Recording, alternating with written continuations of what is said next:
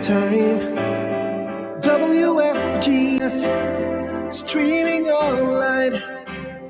Music on the fly, ready online.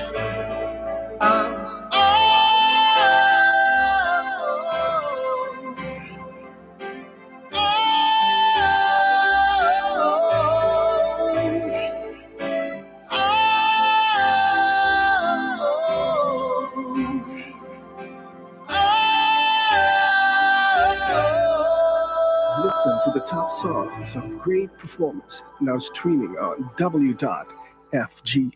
Pakiayos natin mga kapitbahay ang ating mga orasan. Sa iba't ibang panig ng daigdig, simulan natin sa London. Ang oras natin dyan sa London mga kapitbahay, 2:00 ng hapon. Samantalang sa Kingdom of Saudi Arabia, 5:00 ng hapon. 6:00 naman ng umaga sa California, 5:00 ng umaga Alaska. 4:00 ng madaling araw sa Hawaii. And of course, 11:00 ng hating gabi sa Japan.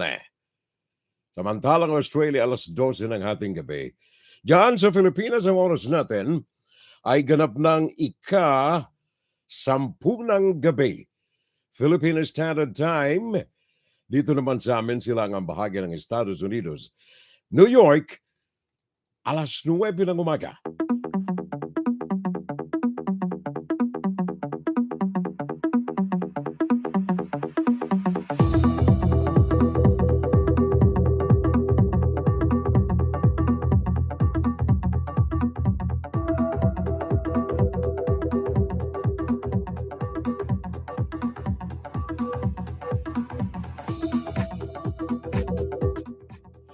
Happy New Year, Luz.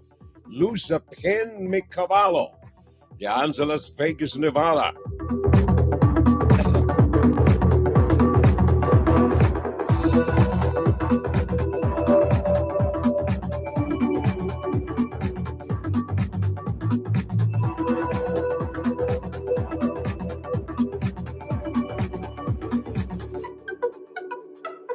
Well, mga kapitbahay, magandang umaga sa lahat ng mga kaagapay natin dito sa silangang bahagi ng Estados Unidos. Magandang umaga sa kabuuan ng Amerika. Magandang umaga sa mga nasa Latin American countries. Marami tayong mga kababayan riyan sa Cancun sa mga sandaling ito.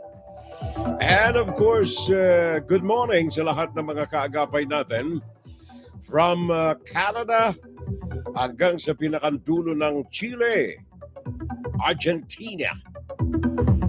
Lahat na ng mga kaagapay natin sa Cancun sa Mexico, good morning.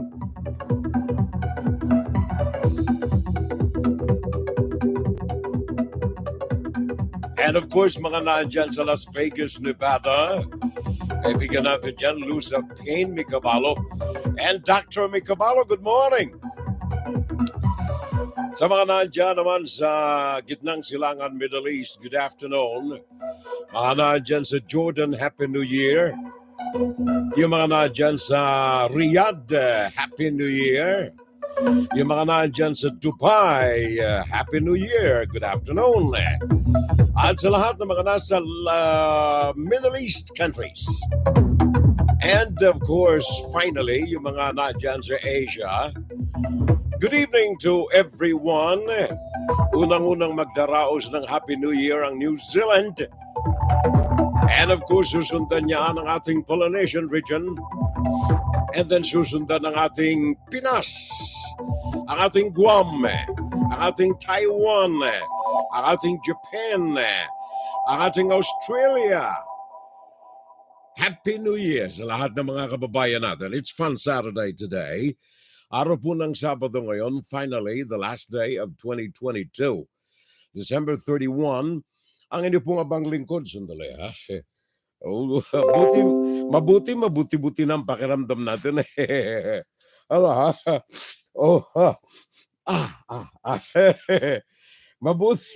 Mabuti medyo maganda-ganda ng pakiramdam natin. Alam mo, ang pong may kapal, kakaiba ang kanyang mirakulo . iba ang kanyang pagtapik sa bawat tao na kanyang minamahal.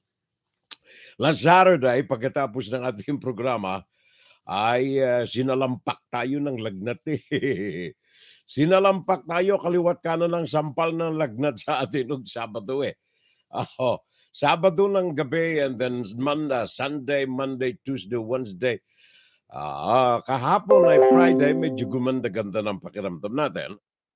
Gawa ng sabi ng ating Anghel de la Guardia ay aalagaan ka namin kasi may programa ka ng Sabado.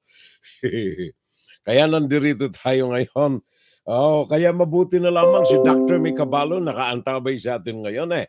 Happy New Year, Furel na lamang and the family. Sabi ni Luzapin Mikabalo. Thank you very much. And to all of you out there na mga kaagapay natin, bakit ayaw magrehistro na naman itong aking dito sa board ko buti na lamang bumalik eh. Paring Diego Cuner. Sabi na I'm watching here sa Naga City sa Bicol. Happy New Year, Furel. And to you too, pare ko paring Diego Cuner, Diyos mabalos, maray na banggi sa gabus ng mga kababayan natin dyan sa Naga, gabus ng mga Bicolano, Diyos maray na banggi at saka Happy New Year sa inyong lahat. Pasensya na lang kung sisingot-singot tayo. Paring Nixon and Torres, sabi niya, maray na banggiman sa gabos na from Queens, dito sa New York, especially my wife, Mary Jane Molina, my son, Gayan. Tama bang bro ang bigkas natin pare ko, Gayan? Or Giam, Carlo? Giancarlo, there you are. Yun pala. May pagka-Italiano pala. Giancarlo pala. Diyan sa Buffalo. Nakaw. Malamig na malamig na malamig na malamig. Hanggang sa ngayon, diyan sa Buffalo. Ano ito? Just visiting us and last but not the least kay Liam Torres. Ganda ng mga pangalan pare ko. Mga anak mo ba ito? Si Giancarlo at saka Liam Torres. Yan ay sabi ni pare nating Nanti na Nixon ng Torres. And then Finn Camases. Sabi niya, good evening, Furel, and Happy New Year na lamang po. Sabi ni Finn Camases. Taga dyan siya sa Laguna, sa Pilipinas. Bicolana rin. Diyos mabalos po sendo dyan, Furel. Thank you. Diyos mabalos man. At saka si pareng Soccer Friend Demerano, Happy New Year, Furel, and to the whole family. Sabi ng kaibigan nating Soccer Friend Demerano. Thank you, mga pare ko Maraming salamat sa mga alalay ninyo sa atin. And of course, maraming salamat sa laging pag-antabay sa ating palatuntunan. Well, sa ngayon medyo may basbas ng langit ang ating Pilipinas. Gawa ng sabi ng Pag-asa, yung maghapon ngayon maganda. May mga manakanakang pagkulimlim, may mga manakanakang pagbuhos ng ulan. But in general, yung ating Pilipinas from Luzon, Visayas, and Mindanao ay maayos naman ang kalagayan. Brian Triviana, manigong bagong taon ka, Furel, at sa lahat. Sabi ng aking kaibigan, ngayon ay nakaantabay sa atin dyan sa YouTube. Pare ko, thank you. Maraming salamat sa lahat ng mga alalay ninyo sa atin riyan. Magkatuwaan tayo. Gawa ng ilang minuto na lamang ay magsisimula ng manguyap-yap. Manguyap-yap. Ang mga firecrackers, iba't ibang panig ng New Zealand. Ang unang-unang magdiriwang ngayon ng bagong taon 2023. Of course, ako nagdiriwang ako ng maaga rin ng bagong taon sa mga sandaling ito, it's 9 minutes after 9 o'clock in the morning, Eastern Standard Time, USA. Grabe talaga si Punanto, no? At saka, 10:09 in the evening, Philippine Standard Time. Ako'y sa kasalukuyan nagdiriwang na ako ng Happy New Year eh. You know why? Kasi ang aking idol si Direk Elwood Perez nakaantabay sa atin ngayon. Thank you, Direk. Happy New Year 2023, sabi ni Direk. And of course, same to you, Sel. My sincere greetings. Happy New Year. And may the best of 2023 and beyond will be yours. Sabi nga, forever and after. Sa lahat ng inyong mga kamag-anak riyan, sa inyo na rin lahat. And of course, sa lahat ng mga nakaantabay sa inyo, sa amin, sa atin, ngayon sa mga sandaling ito. And very especially, of course, kay Direk Elwood Perez at sa kanyang buong pamilya. Happy New Year na lamang. And then, Antonio Ejero pa rin, Tony. Happy blessed New Year. Wishing you have a good health and prosperity. Thank you. Same sincere greetings to you, my friend Tony Antonio Ejero. Sana makatagal tayo hanggang katapusan ng oras na ang programa natin. Ano? Sana makatagal tayo. Gawa ng dito sa amin, by the way, yung tinatawag naming bomb storm na kung saan ay naging kabahagi ng programa natin last Saturday. Yan halos ang umakupa ng ating kabuuan ng programa nung nakalipas na araw ng Sabado. Yung mga balita natin na may kugnayan dito sa bomb storm, well, ito po ay sumagasa halos ng buong Amerika simula sa kanlurang bahagi sa western section, Pacific region, and then Central region, and then Mountain region, and then dito sa New England region. Ito yung aming area rito, New England region, sa East Coast. Ngayon, etong tinatawag nating winter storm or bomb storm na ito ay hindi pa tapos. Actually, meron na naman ngayong dumadaus-dus na sama ng panahon at yan ang ating binabantayan.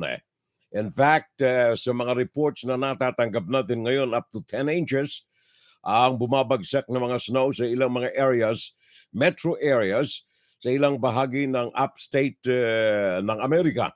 Yan ay kasama na rito yung lugar namin dito sa New York. Tingnan natin ang ABC News.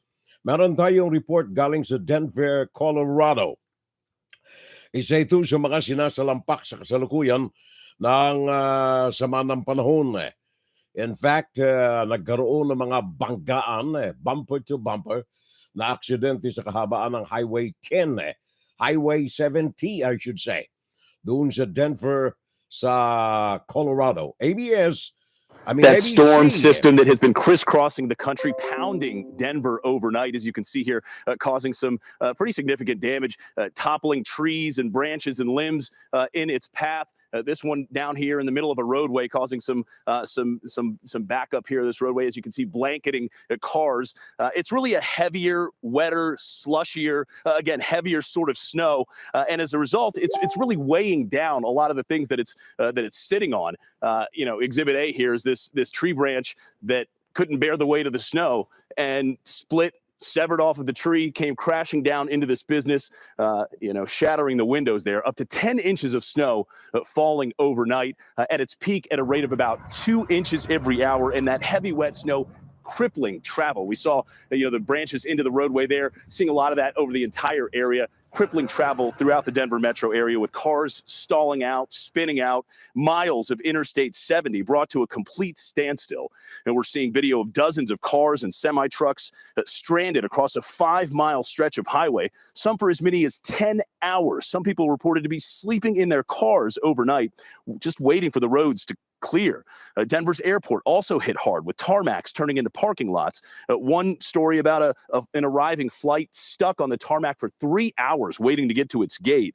And the snow isn't done yet. Even more expected through the morning in the eastern part of Colorado, and that dangerous storm system continues to march east. Millions in the heartland bracing for their own blast of snow and ice. And then that same storm set to bring heavy downpours to the East Coast this weekend. So it could certainly be an East Coast washout this New Year's week.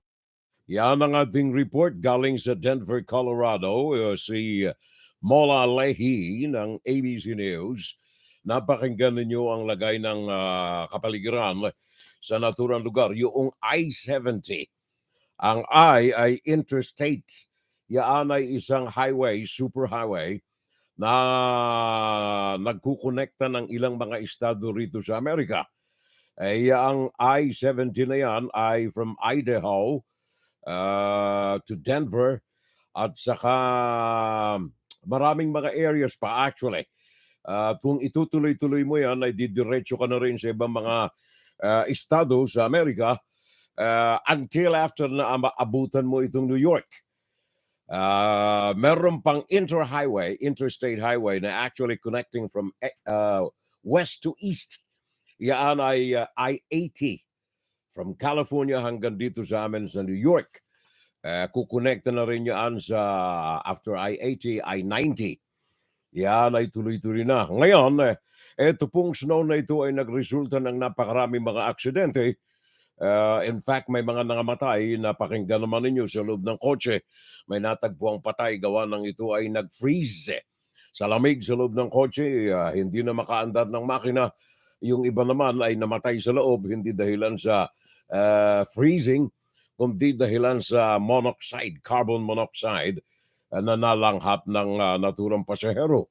Yan ay ilan sa mga bagay na ikinalulungkot nating malaman sa iba't ibang panig na kung saan ay biktima nitong tinatawag na cross-country. Cross-country. Bakit? Sabagat ito ay nag-uugnay,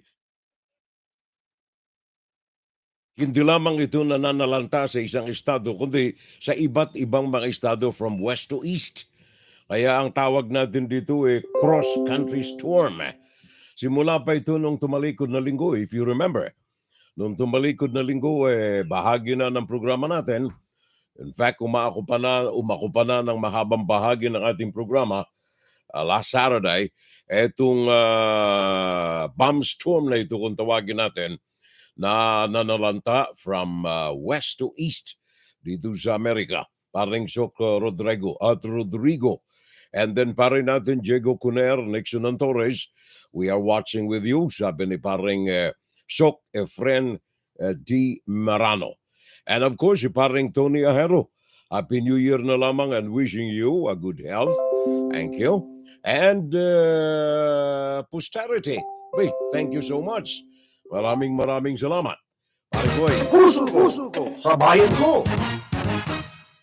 Alam mo itong cross-country na ito ngayong mga panahon talaga mga pare ko. Direct, hindi ba? Ngayong mga panahon na ito iba na talaga ang kapaligiran natin Noong araw wala kayong marinig ng mga terminolohiya, mga bomb storm na yan. Wala di ba? Noong araw wala yan in fact, dyan sa atin noong araw, pag tinawag natin bagyo, bagyo yun. Wala nang ibang terminolohiyang ginagamit tayo ngayon. Noon. Ngayon, iba na, pare ko. Iba na. Ngayon, moderno na ang kapaligiran. Kita mo, meron na tayong bomb storm. Ngayon, meron na namang isang style Moderno, gawa ng tayo ngayon nasa cyberspace tayo, di ba? Cyberspace tayo ngayon Kaya ngayon may iba ng bagong klase ng bagyo, mga kapitbahay. Direct. Direct. Ito'y pampelikula ito di ba dyan sa Pilipinas nung araw, sino mag-i-imagine sa inyo riyan na ang mga kalsada natin ay nagdaraan sa ibabaw ng ating bubong? Di ba? No, ako yung maliit pa Pinagtsatsagaan natin yung lubak-lubak na mga kalsada galing sa Bicol, punta ng Maynila di ba? Meron tayong Pan-Philippine Highway, yung Japan-Philippine Highway. Noong araw, pag pumupunta kami ng Maynila, kung hindi dumaraan sa tren o hindi gumagamit ng PNR, highway tayo. Punta ng Maynila. Noong araw, ang mga kalsada natin sa Maynila, puro nandiyan sa lupa, di ba? Ngayon, iba na. Meron na tayo mga tinatawag na skyways, yung mga kalsadang nadaran sa bubong ng ating mga bahay. Di ba mga pare ko? Di ba, Direk? Mga kalsada natin ngayon sa ibabaw na ng bubong nagdaraan eh. Hindi lamang yan. Ngayon dyan sa Metro Manila, meron na rin eh. Pero dito sa amin, sa ilalim ng lupa, pare ko, ang mga kalsada namin dito. Maring Medel Fetal Corinne Fabro, di ba? Ngayon ang mga kalsada, hindi lamang sa ibabaw ng lupa eh. Sa itaas ng bubong. At saka sa ilalim ng lupa. Yung mga kalsada natin ngayon. Ngayon, itong mga bagyo, iba na rin klase pare ko eh. Oo, iba na rin ang mga bagyo ngayon. Ang style nila, talagang moderno-moderno na rin eh. Kung sa China, lahat ng mga mamamayan doon ay nakarecord sa kanilang mga SIM cards, kung lahat ng mga mamamayan ng China ay alam ng gobyerno kung saan nandoon at any moment, dahilan sa mga camera at sa kanilang dalang mga iPhones, ang himpapawid may panibagong style na rin ngayon eh. Direk. May panibagong style na rin ang bagyo ngayon eh. Ang tawag namin dito ngayon sa bagyo ay, anong tawag nun? Atmospheric river. Kita mo yan?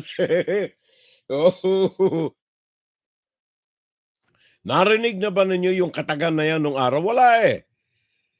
Atmospheric river. Sa madali sabi, doon sa itaas, meron na ring ilog pala roon. Nung araw walang ilog sa taas eh. Di ba? Nung araw ang alam natin, yung ulap, yung tinatawag nating cycle ng tubig, yung tubig sa lupa, kasama na yung karagatan, pag naiinitan, ay sumisingaw, vaporizing. And then umaakyat sa kaitasan yung water vapor niyon, di ba? Akyat sa kaitasan. Mabubuo nila yung mga ulap o kaya'y clouds sa kaitaasan. Pag bumigat na ito, babagsak uli sa lupa, yan ang ulan. Ngayon iba na. Iba pare ko. Ngayon, wala nang ganun eh. Meron pang ganyan. Pero may dagdag na. May ilog na sa taas. Kaya kayo mga piloto kayo, ingat kayo ha. Baka mag-dive kayo sa ilog sa itaas. Para Junior Dal, atmospheric river. Yun ang nananalanta ngayon dito sa amin sa Amerikas. Simula roon sa karagatan ng Pasifiko, simula roon sa may banda ng anong tawag niya, gagalagitnaan ng Russia at ng Amerika, doon sa may bahagi ng Canada, nagsimula yung ilog na ito, atmospheric river. Takay mo yan. Kaya ngayon, ang dami ng kung ano mga nagaganap, di ba? Meron tayong ang tawag nila, sinkholes. Paano? Sinipsip na ng tao yung tubig sa ilalim ng lupa. Yung dating punong-puno ng tubig sa ilalim ng lupa, naging empty. Nakatiwangwang, wala ng tubig eh. Sinipsip na eh. Kaya nagkaroon ng sinkhole ngayon dun sa ilalim ng lupa. Kaya ingat tayo mga kapitbahay eh. Ingat kayo. Gawa ng hindi lamang mga atmospheric rivers ang ating dapat bantayan riyan, kundi maging yung atmospheric Yuanmeng at saka Tianheng. Ano ang mga ito? Well, yan yung mga spy ships ng China na ngayon ay naandyan at lilipad-lipad, kakaway-kaway, dyan sa Luzon. This morning, Americans from coast to coast are preparing to ring in the new year as severe storms bring heavy snow and drenching rain. This is crazy. Oh boy. Roads in Colorado reopened after a storm caused a stretch of I-70 to close for 9 hours, bringing drivers to a standstill. There has been so many accidents and so many stuck vehicles that I-70 has now been shut down for almost 10 hours. There's been a few people that I think were in the tunnel that were a little worried about carbon monoxide, and they had their kind of doors propped up with like a towel in front of. And on the West Coast, an atmospheric river is set to disrupt New Year's travel as new winter storm watches and warnings are posted in Colorado, Utah, Nevada, and California. Heavy rain coming in, wind as well. It'll be from Seattle down I-5 to San Francisco during the day. A fresh pulse coming in on Saturday that'll nudge it south into Southern California. We'll see some flash flooding with this, especially in the foothills and in the higher elevations. 2 to 5 feet of additional snowfall with those high winds. It will be very difficult travel. There will be an avalanche threat into the Intermountain West as well. Meanwhile, in blizzard-ravaged western New York, the death toll continues to rise, with 39 deaths now confirmed in the area.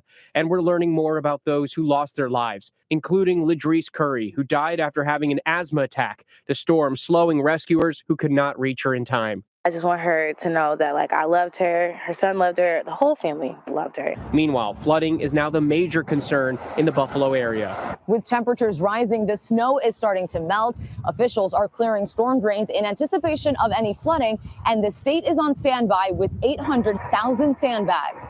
It comes as police in the town of Cheektowaga found the man they dubbed Merry Christmas Jay. Officers were looking for Jay Withy to thank him after he helped shelter people in a nearby school, writing a note that said he's sorry for breaking the school window, Merry Christmas Jay, but his actions likely saving people's lives. I'm no stranger to helping people, but to impact people like, impact their lives and save their lives, I'm just grateful that I could have, had the opportunity and that I had the will to do that. In the meantime, the chance for rain on New Year's Eve is increasing for parts of the East Coast, including Times Square. Thank you very much. Maraming salamat. So yun ho ang ating kalagayan dito sa kapaligiran. Well, dito sa amin, sa pinakang area natin, ay makulimlim ang kalangitan pero ala naman tayong mga nakikita mga snow o kaya tikatik ng ulan. Just plain clouds at medyo makulimlim ang ating kapaligiran. Yan ang lugar namin dito ang aking anak nanonood ha. Ang aking anak at saka ang aming mga apo. Si Aaron at saka Shanna baby. There you are. At saka of course si Mar at saka si Wina.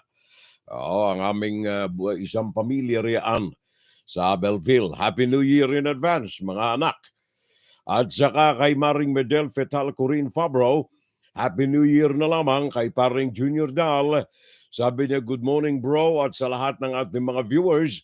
And of course, ang ating magaling, maganda at kaakit-akit na kaagapay dito sa New York, si Maring Marietta Lamar. Sabi na, I'm watching Furel. Thank you. Happy New Year daw kay Furel at sa kanyang pamilya. Thank you na lamang, Marietta Lamar, dyan sa New York. Makakaagapay natin ngayon riyan. Thank you so much. Salamat sa inyong alalay. Ano ba ang ating pinaghahandaan sa New York? Sa New Year. Sa New York, ngayong New Year. Kaya ingat na lamang tayo riyan, Sana yung ating Manhattan area will be free sa mga pagbagsak ng ulan again at saka ng snow. Inaalalayan natin yan, gawa ng parang ginto. Etong mga snow na itong bumabagsak diyan sa ating kapaligiran. Ginto na napakamahal sapagat napakagastos niyan. Kailangan mo ang snow blower. Kailangan mo ang asin.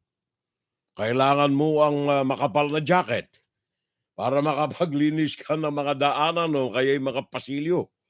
Para hindi ka nadudulas, sabagat pag ikay nadulas, nabalian ka ng buto, trabaho na naman ito ni Marietta Lamar.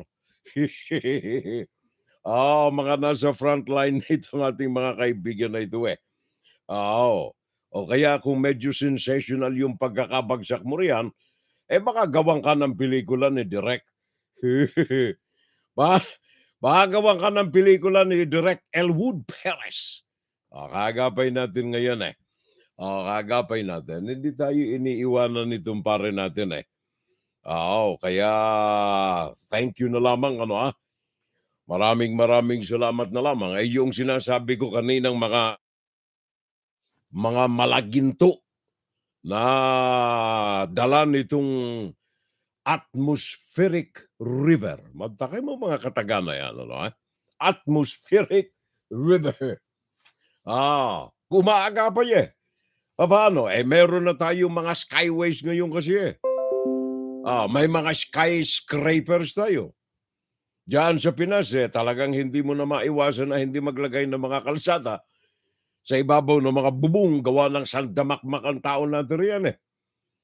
Kaya yung kalikasan, gumawa na rin ng kanyang ilog doon sa kaitasan. Umaga pa sa skyways. Kaya hindi katakataka kung bukas makalawa yung skyway may baha. gawa ng atmospheric river na yan Kung ano-ano kasi mga pinagdidiscover nito mga kababayan natin riyan kagaya dyan sa Pilipinas, for example, isa pang kababalaghan. Alam ba ninyo na ang sibuyas ay ibinibenta na ngayon sa mga jewelry stores? Maniwala kayo sa hindi.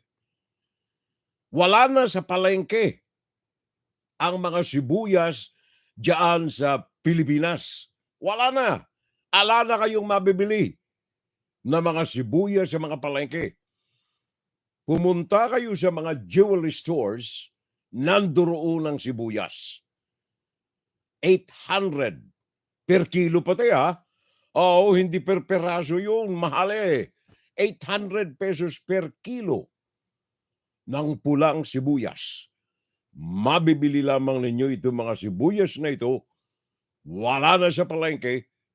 Mabibili ninyo ito sa mga jewelry stores sa Metro Manila. Saka nakakaita ng sibuyas 800 ang isang kilo. Kaya wala na sa mga palengke, pare ko. Pumunta ka sa mga palengke. Pakinggan ninyo si Lady Vicencio ng ABS-CBN at kanyang iuulat sa inyo saan mabibili ang mga sibuyas o kaya onion. Sa mga jewelry stores. Di ba? Lady Vicencio. Naghanap sa Kamuning Market si Nilda ng pulang sibuyas na 250 pesos per kilo ang halaga matapos mabalitaang may suggested retail price na ito. Pero 650 pesos per kilo pa rin ang presyuhan, kaya 4 na sibuyas lang ang nabili niya sa halagang 97 pesos. We use lang onion powder and onion flakes instead kasi it's cheaper. Yun na po ang alternative. Yun ang alternative namin. But we really need onions. Naglabas na ang Department of Agriculture ng Administrative Circular No. 12 na nagpapataw ng suggested retail price na 250 pesos sa kada kilo ng pulang sibuyas. Tugon ito ng DA sa araw-araw na pagsipa ng presyo ng sibuyas na umabot na ng 700 pesos per kilo. Nakasaad na dapat agad ipatupad ang SRP sa mga palengke sa Metro Manila hanggang sa unang linggo ng Enero 2023. Pero ngayong araw, wala pa ring mabibiling 250 pesos na pulang sibuyas sa mga palengke. Kinausap na rin po natin ang mga market masters dahil na wala pong makasunod sa 250 pesos per kilo today dahil yung stocks nga po nila binili na lang mas mataas ang halaga. But we are already linking para po ang ating mga farmer cooperatives can also supply. Kasi one part is yung getting the supply, the next part is having a retailer say yes. Ayon sa ilang tindero, mataas pa rin ang presyo ng kanilang mga supplier. Hindi kaya. Laki ng puhunan namin. 570 ang puhunan ngayon ng sibuyas. Sa bagsakan din siya pero hindi ko rin alam bakit ganun kamahal yung sibuyas. Lady Vicencio, ABS-CBN News. Thank you very much, lady. Kita mo na. Wala na sa mga palengke yung sibuyas Punta kayo sa mga jewelry stores ng Duruong. Mabibili ninyo. Simula sa 800 per kilo, pataas. Para yan yung 1 kilong bigas, di ba? Nung eleksyon 20 piso. Isang kilo ng bigas. Mabibili ninyo. Sigurado yan. Ihalal lamang ninyo ako. Ngayon 58 per kilo. 68 per kilo ng bigas. Kaya yun ay baka wala na rin sa mga merkado yun. Baka sa jewelry store na rin yung mabili. Di ba? Masakay mo pare ko. Sibuyas. Sibuyas. Magkakano mabibili? 800 per kilo. O sabi ng Department of Agriculture, 200 lang meron na 250 per kilo, may mabibili kayo. Nilibot na. Yung mga merkado ng mga mamimili natin, walang 250. Baka raw doon sa, anong pangalan yan? Yuan Meng o baka Tianheng. Ito yung dalawang spy ships ng China na nandiyan sa Luzon. Baka may dala silang sibuyas. Pakitanong na lamang.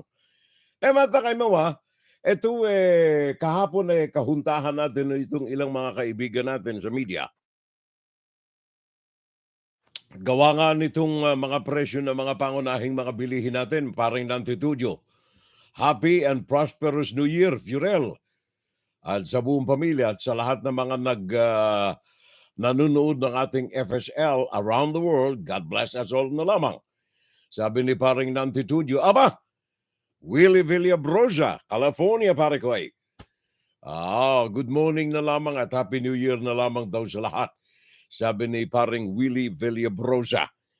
Kahapon naguhuntahan kami, actually kagabi, kahapon oras sa Pilipinas, kagabi oras dito sa amin sa Amerika. Naguhuntahan kami sa messaging nitong mga kaibigan natin. Gawa nga nitong presyo ng mga pangunahing bilihin. Alam ba ninyo na in a minute, isang minuto, maaring tumaas ang presyo ng mga pangunahing bilihin ngayong mga sandaling ito habang inaantay ninyong kumalembang ang Happy New Year at saka hanggang bukas. Kagaya ng hipon, for example, sabi sa akin ng mga pare natin, yung hipon, dati-rati kahapon ito kahapon. Yung hipon ay nagsimula ng 400.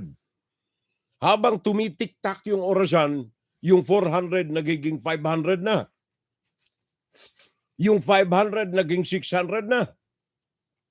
Habang tumitik-tak yung orasan at habang kausap ko yung mga kaibigan natin sa media riyan sa Pinas, nagsimula lamang ng usapan namin 400, natapos kami ng usapan ng hating gabi-kagabi, yung oras na ang presyo na ng hipon, 600 na.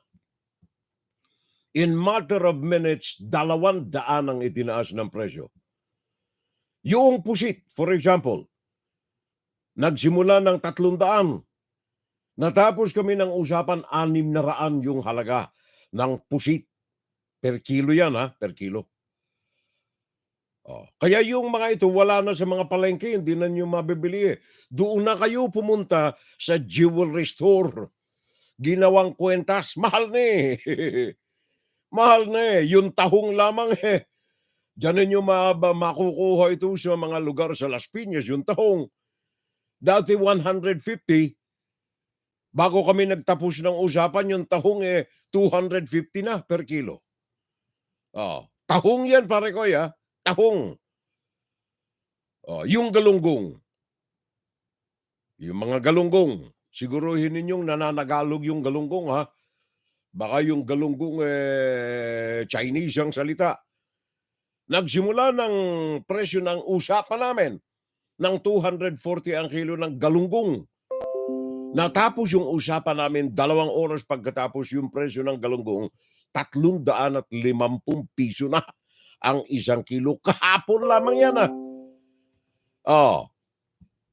Hindi nga pala kahapon, gawa ng Sabado na kahapon na nag-uusap kami, tanghali Sabado ng tanghali diyan sa Pinas, hating gabi naman dito sa amin ng Biyernes.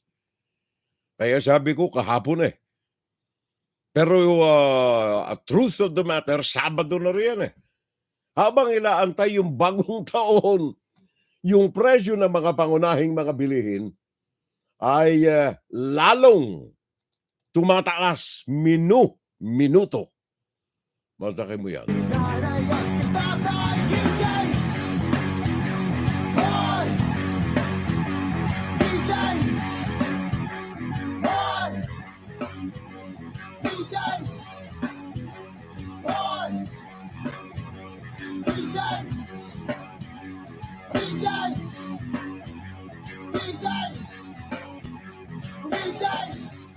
Gising kayo. Happy New Year na eh.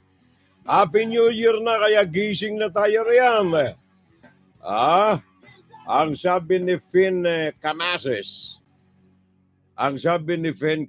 sabi niya, Feng Shui na lamang. Feng Shui. Ano ito? Anong pagkakasabi niya? Feng Shui, Meng, and Galunggong na lamang, Furel. Ano ito? Dito po sa Binyan, sabi ni Finn Camases, at dito sa Binyan ay 800 ang kilo ng hipon. Sus, patapos na. Grabe, 800 ang kilo ng hipon, ha? Yung napag-usapan pala namin ng aking mga kaalado riyan sa media, mali eh. 400 yung sabi nila eh. Ito, Binyan, Laguna, si Mare nating Finn Camases, 800 ang kilo ng hipon dito sa amin. Sa Binyan, malalaki, pero 800 ang kilo. Dati, 400 daw ito. Ay, mantakin mo yan, pare, oh.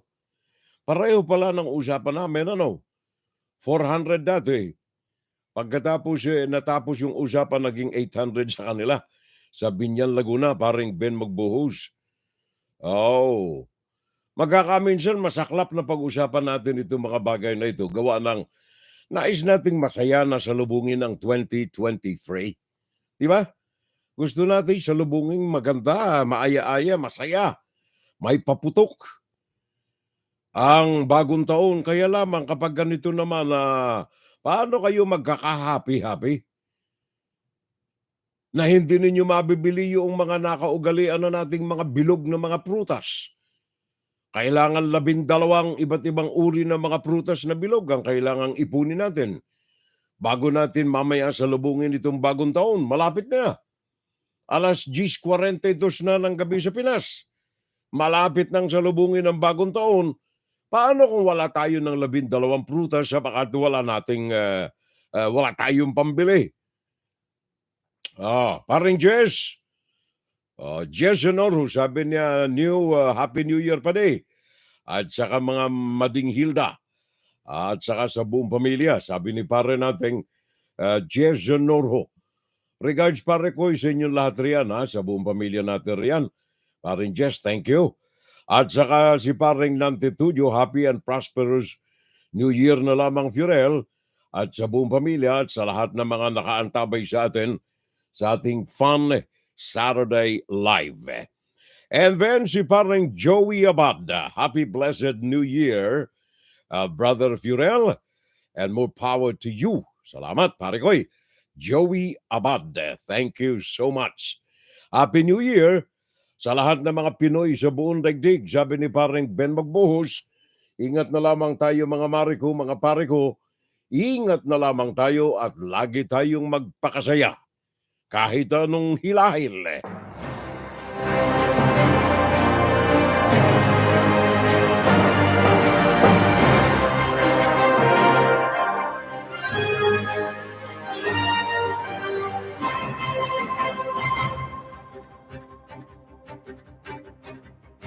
Well, ilang mga pangunahing mga balita pa rin natin dito nais nating ipaabot.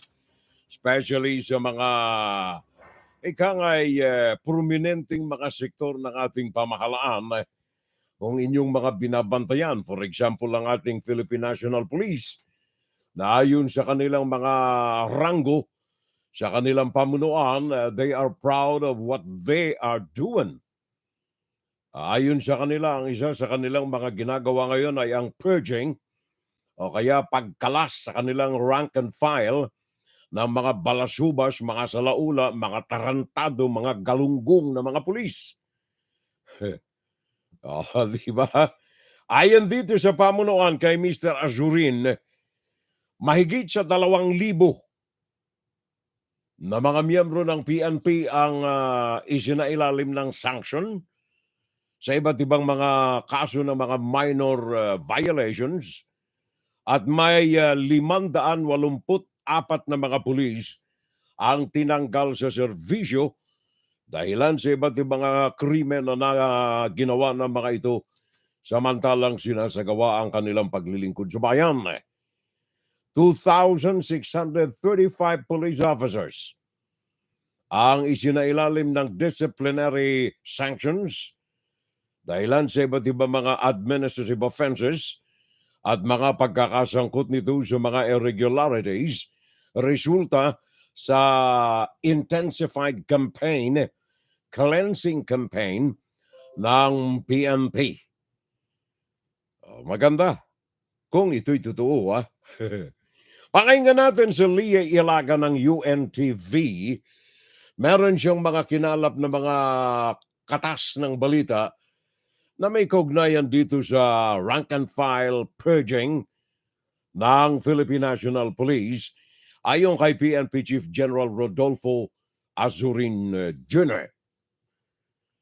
Go ahead. Pinagmalaki ng Internal Affairs Service na naresolba na nila ang nasa 1,581 na administrative case ng mga pulis ngayong taon. Ibig sabihin, wala na silang pending na iniimbestigahan kaugnay sa mga kaso na kasampa laban sa mga tiwaling pulis. Sa ipinadalang pahayag ni Internal Affairs Service Inspector General Attorney Alpigar Triambulo, aniya noong 2016, nasa 62% ang kasong naresolba ng IAS, 89% naman noong 2017. 85% noong 2018, 99.94% naman noong 2019, 99.75% noong 2020, 99.65% noong 2021 at 100% nitong 2022. Nagpasalamat naman si Attorney Triambulo sa dedikasyon sa trabaho ng mga tauhan at opisyal ng IAS. Ang IAS-ELA ang siya nag-iimbestiga at nagbibigay ng rekomendasyon sa Office of the Chief PNP sa bawat administrative case na isinasampa laban sa mga tiwaling pulis. Thank you very much, Lady Vicencio ng UNTV. Happy New Year na lamang sa mga kabarkads natin riyan, ay paring Daniel Razon at sa lahat ng kanyang staff ng UNTV. Maraming salamat. At sa report na yan, salamat at saka salamat na salamat. Well, pinagmamalaki ng PNP yung kanilang achievements. Pero sabi ni Bato de la Rosa, kulang eh. Kaya nainis si General Azurin Anong pinagmamalaki ng PNP? Kulang yung trabaho nila Kami noon ang dami naming napatay Di ba? Bato de la Rosa, minaliit yung accomplishments ng kasalukuyang pamunuan ng Philippine National Police. Maliit Kulang, sabi ni Bato de la Rosa. Noong panahon namin, dami naming napatay. Kaya nawala yung droga sa kalsada. Yun si Bato de la Rosa. Kaya medyo may pagkaini si Police General Rodolfo Azurin nang ito ay makapanayam ng isang kinatawan ng Net25 News Philippines, si Mar Gabriel. Pakinggan ninyo itong talakayan nitong dalawa. Lalo na yung pagtugon ni General Azurin doon sa pagmamaliit ni Bato de la Rosa. Maliit, wala. Kulang-kulang yung ginagawa nila ngayon Noong kami, panahon namin, marami kaming napatay. Mar Gabriel, Net25, pakinggan natin ang kanyang report. Batid ni General Azurin na marami ang nadismaya at hindi tanggap ang naging pagbabago sa takbo ng kampanya. Isa na dyan ang dating PNP Chief at ngayon Senador na si retired General Ronald Bato de la Rosa na nagsabing kulang sa asim at arrive ang PNP. Naiintindihan daw ito ni General Azurin Lalo't si Bato ang naging mukha ng war on drugs ng dating administrasyon. I don't mind being criticized. Sa kabila ng mga kritisismo, naging matagumpay naman ang kanilang kampanya ayon kay Azurin. Mula July 1 hanggang December 26, halos 24,000 operasyon na ang kanilang naisagawa.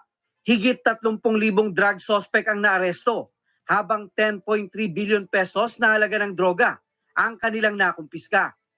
61 suspect naman ang napatay sa operasyon, habang 25 pulis din ang nasawi. Less aggressive na in the sense na kokonti ang namamatay. But the intensity is always there, and marami naman tayong drugs na nakukumpiska, maraming mga naaresto, mas kokonti nga lang ang namatay because we need to be careful. Hindi lang yung basta for the sake of killing, we will kill. Ang ano natin dyan is Kasabay nito, tinutukan din ng PNP ang paglilinis sa kanilang hanay mula sa mga pulis scalawags. yan ang number one dapat na mortal sin na any involvement ng pulis sa droga. We cannot find any justification. Any involvement ng pulis na nagtotolerate sa mga nai-involve sa droga, they are as guilty as those people who are doing yung pagbebenta ng droga. I am sure 100% na nakabalik yung mga yan, hindi rin sa panahon ko. Definitely, somebody should be answering yung question ng lahat, bakit ba sila nakabalik? Mar Gabriel, para sa mata ng Agila. Matatag, matapang, matapat. Magaling yung tanong ni General Azurina na ha? Yung mga nung dumating kami, sabi ni Azurin, nang dumating kami bilang nasa pamunuan ng PNP, maraming mga scalawags, mga tarantadong mga pulis, may mga records na mga pulis, ang nakaibalik sa kanila mga pwesto. Ang iba riyan, mas mataas pa yung pwestong binalikan eh. Sabi ni Azurin, hindi sa amin yan nangyari. Inabutan na namin sila, mga scalawags na mga pulis, sa damakmak na makakaso ng mga pulis na andyan nakabalik sa kanila mga pwesto. Sinong nagbalik sa kanila? Parang sinabi na rin kay Bato de la Rosa, Bato, ano ito? Bakit nakabalik itong mga tarantadong mga pulis na ito riyan? Di ba? Kaya sabi ni de la Rosa, ako lang yung kampanya. So yung panahon namin, dami naming napatay eh. Ang dami naming napatay. Nung panahon namin, yan ang sabi ni Bato de la Rose. Nakakatuwa itong mga komentaryo rito. Natawa kami ng kapatid ko kanina, Furel. May nakasabay kami kasi na bibili na sana ng sibuyas. Ang kaso, 600 ang bawat kilo na unti-unting, naging unti-unting naging holen na lamang sa laki. 600 per kilo ng sibuyas ng onion na kasing lalaki ng holen. Sabi ni Finn Camases. Sabi na sa inyo kasi doon kayo sa jewelry store kasi ganyan nga kaliliit na Nakakwentas na yan 800 per kilo pa rin. Ang halaga ng sibuyas. Wala sa merkado riyan. Mare kong Fen, wala sa merkado, nandiyan sa jewelry store Kahit pa lahat ng klase ng prutas ay ilagay sa lamesa, ganun pa rin malas. Hanggat ang mga magnanakaw ang nakaupo. Sabi ni pareng Junior Dal, kumusta na ang 3 piraso ng pagtimbang? Ano ito? Sabi pala ni Finn Camases, siguro yung kapatid niya itong sinasabi niya. Kumuha siya ng 3 piraso na para ipatimbang, 70 pesos, 3 piraso. Kaya sabi ng tatay, umurong daw po ba yung sibuyas? Kayo na magbasa. Kayo na magbasa dito sa sinulat ni Finn. Veliagas Margarita, I'm watching Furel. Sa palengke ng Tandang Zora, 700 ang kilo ng sibuyas. Sabi ni paring Ben Magbuhus, Jeffrey Espina siya, I'm watching Furel. Natawa na nga lamang po ako sa buwisit kasi halos ay narinig sa mga tao ay sibuyas ginto na. Sabi ko na kasi sa iyo Ben, doon ka sa jewelry store Doon ka maghanap ng sibuyas. Jeffrey Espina siya, Happy New Year Furel. At sa lahat ng mga kakampink, nandirito ako at nanonood sa Lethbridge sa Alberta sa Canada. Ingat ka pare ko'y. Makapal pa rin ang snow natin riyan sa Alberta. And then Margarita Villegas, Happy New Year sa lahat. And Lynn Veloria. Hi Lynn, happy watching. Happy New Year, Blessed New Year, sabi ni Lynn Veloria. I'm watching your program here in Manila. Regards to the whole family and God bless and cheers to 2023. Sabi ni Lynn Veloria. Okay Okay itong patutsadahan na Bato de la Rosa at saka ni Azurine. Sabi ni Azurine, maliit yun. Noong panahon namin, dami naming napatay Ngayon, ang bantayan natin mga kapitbahay, ang biyahe sa Atres. May biyaheng magaganap sa Atres. Yun ang bantayan nating maigi. Yung biyahe na magaganap sa Atres. Kaya nga ba't sa headline natin ng programa ngayon, sabi ko tell me who you are with and I'll tell you who you are. But I hope I am wrong. Will it be a repeat of betrayal? Pag-uusapan natin yan sa ikalawang bahagi, kapitbahay, ng ating Fun Saturday Love. It will not be fun at all kung ang pag-uusapan ay kayong mga bulag at saka mga pipi at saka mga bingi. Although alam kong ni isa sa mga agapay natin dito sa ating FSL ay hindi kabilang doon sa mga bulag, mga pepe at saka mga bingi. I would assume na lahat ng ating mga kaagapay dito ay nakamulat ang kanilang mga mata, matalas ang kanilang pandinig, matalas ang kanilang mga pang-amuy para sa mga kababayan nating Pilipino. Pakinggan si Furel Salvo tuwing Sabado dito sa FGS Web Radio para sa mga Pilipino. Tayo ay tuloy-tuloy mga kapitbahay. Sa ating Fun Saturday Live, ako'y nagpapasalamat sa pong may kapal. Gawa ng kahit na ito nakalipas na 5 araw, nakaratay tayo. Nasa kote tayo ng atmospheric river Atmospheric river. Maltakan mo yan. Nung panahon wala niyan, alam ko ang ilog nasa ibabaw ng lupa lang kayo, alam ba ninyong merong atmospheric river nung araw? Wala. Para yan yung mga skyways Nung araw, hindi natin alam na magkakaroon pala ng mga kalsada sa ibabaw ng bubong Ang alam natin, nung tayo mga lumalaki, ang kalsada na sa lupa. Di ba? Pagkatapos dahilan sa hindi mapigilan yung panganganak ninyo, gawa ng masyadong malamig pagpasko sa gabi. Naalala ko tuloy Alam mo ang epekto ng Pasko? Tingnan ninyo itong mga birthday celebrants natin na listing ko rito. Bumilang ka. 9 na buwan pagkatapos ng Pasko, sandamakmak ang birthday celebrants. Sandamakmak ang birthday celebrants. 9 na buwan pagkatapos ng Pasko. Kaya sa dami ng mga mamamayan natin hindi na makayanan ng kalsada Bumper to bumper na.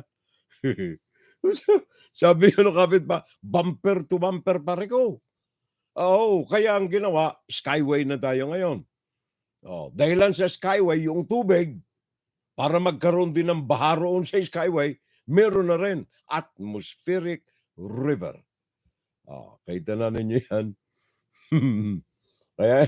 Kaya kayo, ingat kayo mga pare ko Eto mga pauwi ng hanggang ngayon alam ba ninyo na yung mga terminal natin riyan, yung mga daungan, yung mga terminal like PITX for example, hanggang sa mga sandaling ito, may mga last minute travelers pa rin. Mantakay mo kagabi na kahuntahan nga natin itong mga kaibigan natin sa media diyan sa Pinas. Tanghaling tapat yan diyan sa inyo sa Pilipinas. Sabado ng tanghaling katapatan. Sandamakmak pa rin ang mga nasa terminal ng mga base sa iba't ibang panig ng Metro Manila.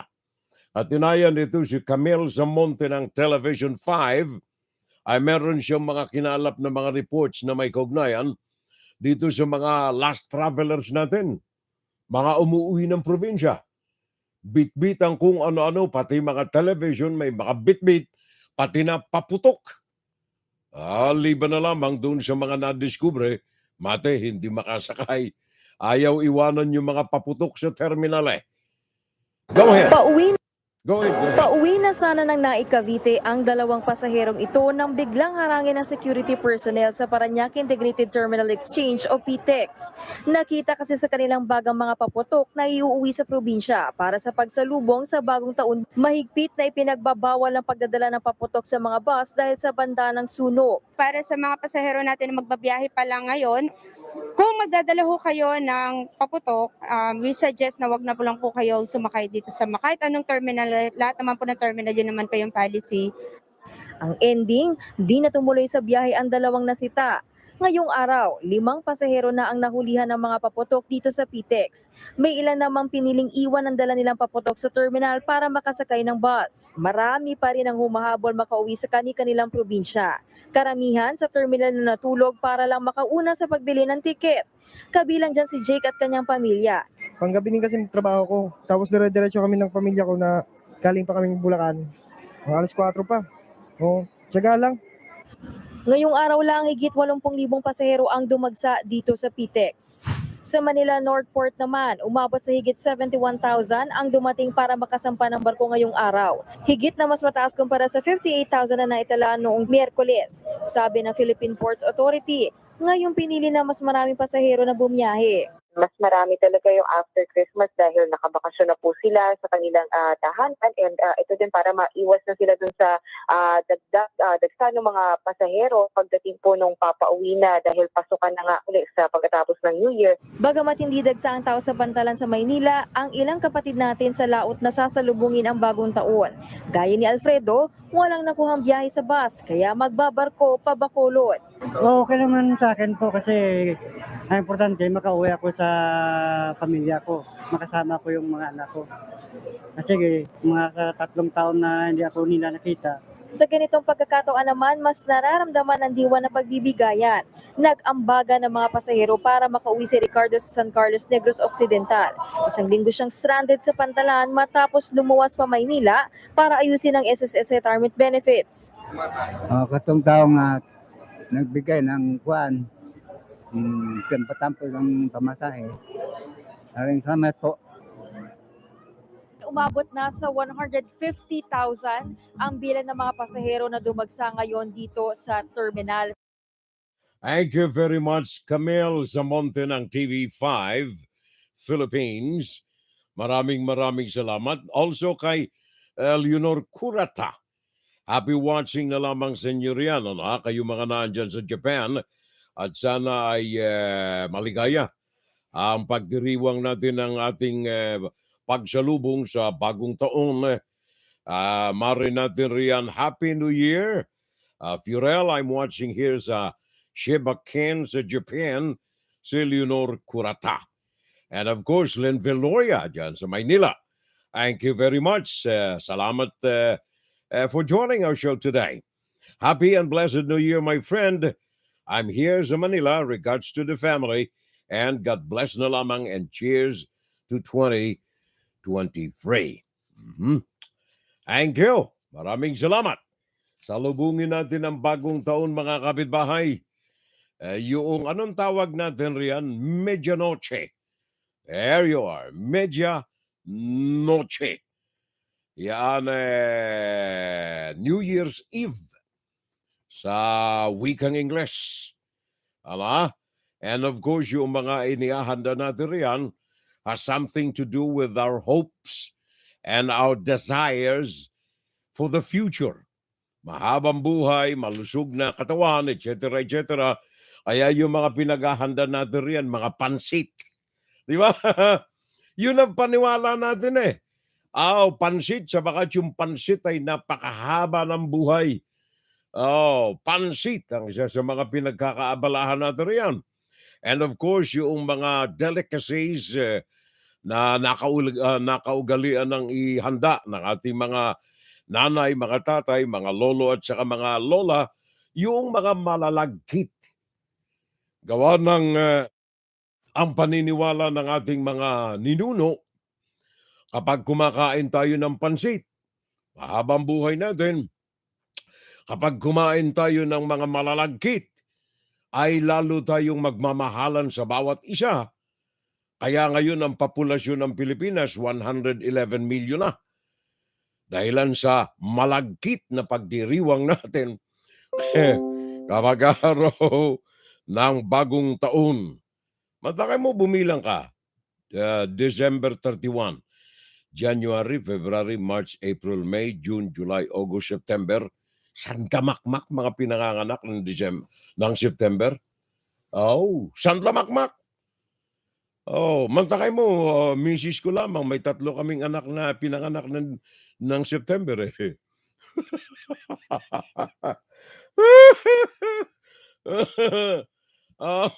Siyam na buwan pagkatapos ng Disyembre.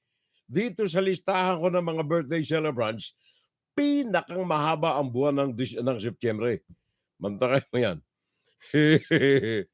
Ayaw nila ng mga isda. Ayaw nila ng isda sabagat ito raw ay matinik.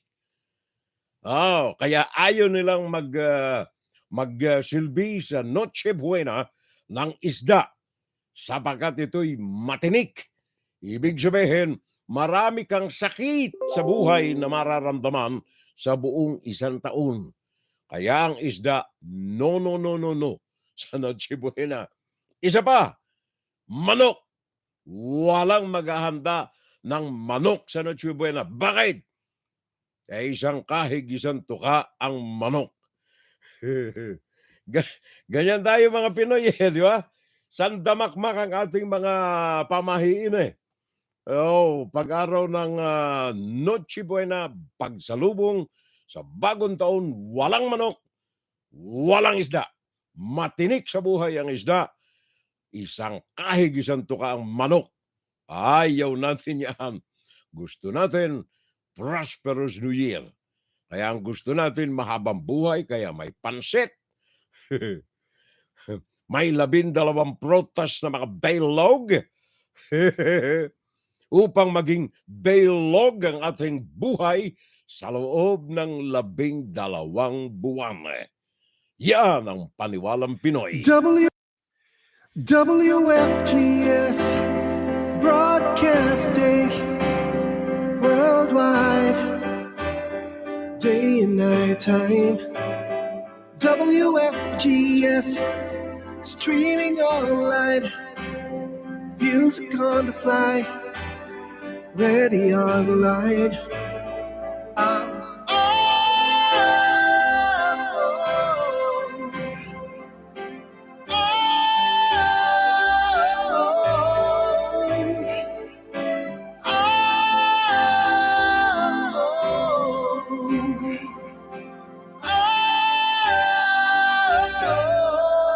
Listen to the top songs of great performers now streaming on w.fgs.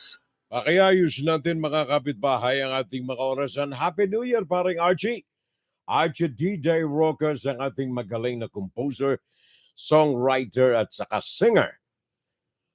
Sa kanyang pangalan ay nakatato ang mga super good hits na kanyang sariling mga compositions.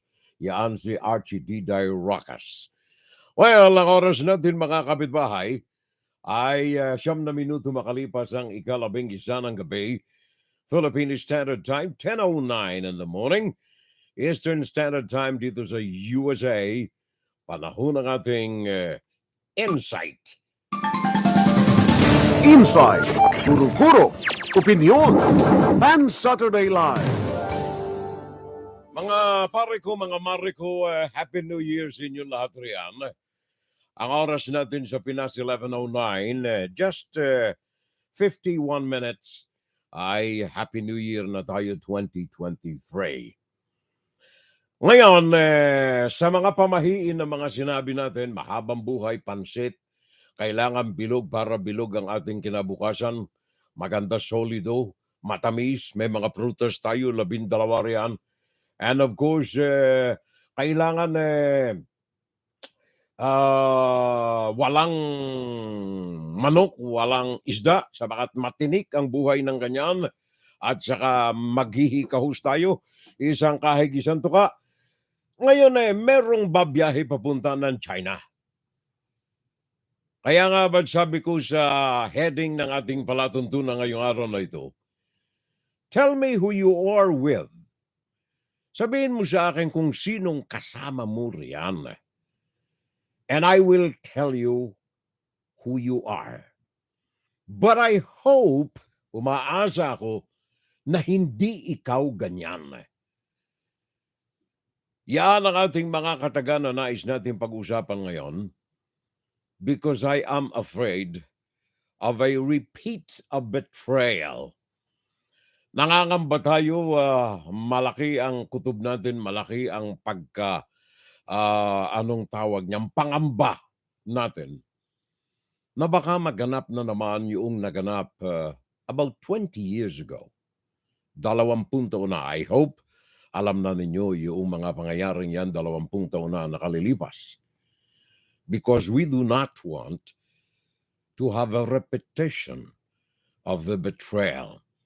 Ayaw nating maulit na muli ang pagtaksil, ang pagdusta, ang pagbasura sa kapakanan, sa kinabukasan, at sa pangalan ng Pilipinas. Do you know that during those years, ang isa sa mga palasak na mga taguri sa Pilipinas na pwedeng bilhin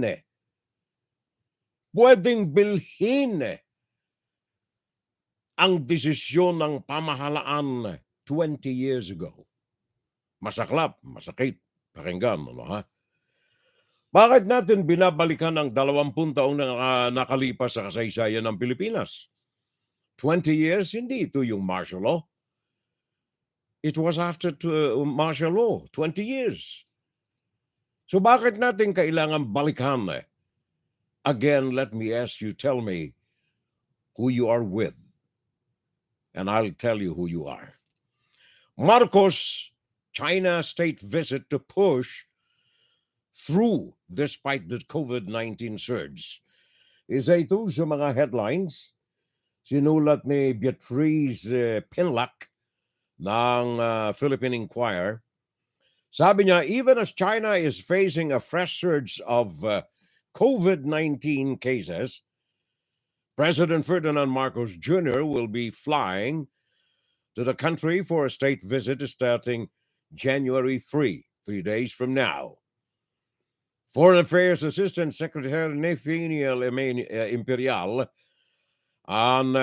said Marcos' upcoming trip to China is considered of great significance. Ay hindi mapuputol ito.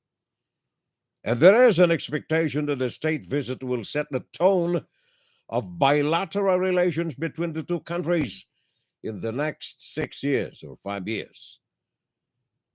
I agree. Kaya babantayan din natin itong pagbisita na ito. Kasi dito nga natin sisimulan ng tanong, tell me who your company is, who you are with, and I'll tell you who you are. But I hope I am wrong. Pakinggan natin itong report ng UNTV sandali. Ito ay may kaugnayan dito sa pahayag ni Nathaniel Imperial. Kaugnay ng pagbisita ni Marcos sa China sa Atres. Marami na tayo actually naging partner. Ang problema, is yung problema kung bakit natigil ang negotiations. No, maalala ninyo, nag-pronouncement si Foreign Affairs Secretary, si then Teddy Boy Locsin. At sinabi niya natigil ang negotiations dahil of constitutional problems.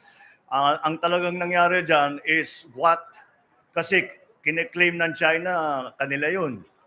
Atin naman talaga yan. So sinasabi ng Pilipinas, basta yung batas, kailangan masundan yung sa Pinas. Ang sinasabi naman ng Chinese, hindi. Amin yan eh. Kaya kailangan masundan is Chinese. So yun talaga yun ang roadblock doon. Mahirap makita kung paano natin aayusin yun. I think there might be other ways para hindi gawing G2G or I don't know. We'll have to find a way. Naintindihan ba ninyo? Yan si Bongbong Marcos ha. Ito muna si Nathaniel Imperial, ang Assistant Secretary ni Bongbong Marcos. Pakinggan natin itong report muna na ito. Babalikan natin si BBM. Sa state visit ni Pangulong Marcos Jr., inaasahang matatalakay ang maritime dispute sa West Philippine Sea at ang negosasyon sa joint oil exploration ng Pilipinas at China. The President wants a peaceful and stable situation in the West Philippine Sea and will continue to uphold our country's sovereignty and sovereign rights during his meetings with Chinese leaders. And under energy cooperation, the President may raise or continue his discussions with President Xi, which began, by the way, during their initial meeting in Bangkok on oil and gas cooperation. Yan ang tinig ni Nathaniel Imperial. Ang focus ng kanyang retorika ay may kaugnayan dito sa resolba. Pag-resolba, possible solution dyan sa question ng West Philippine Sea. I just want to remind our audience na hindi lamang daan, libo na ang diplomatic note na pinadala ng Pilipinas tungkol dyan. Kung meron mang solution dyan, it should have been done many, many years ago. Kung ang tenga, ang ilong, ang mata ni Xi Jinping ay nakabukas. Unfortunately, we are dealing with somebody whose ego is unpredictable and too high. Hindi kaya ng Pilipinas yung mga diplomatic notes lamang na yan.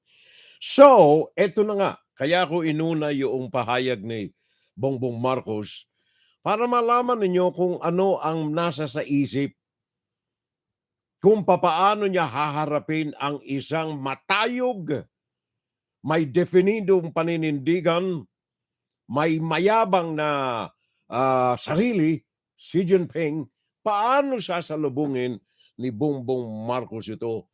Pakinggan natin siyang muli.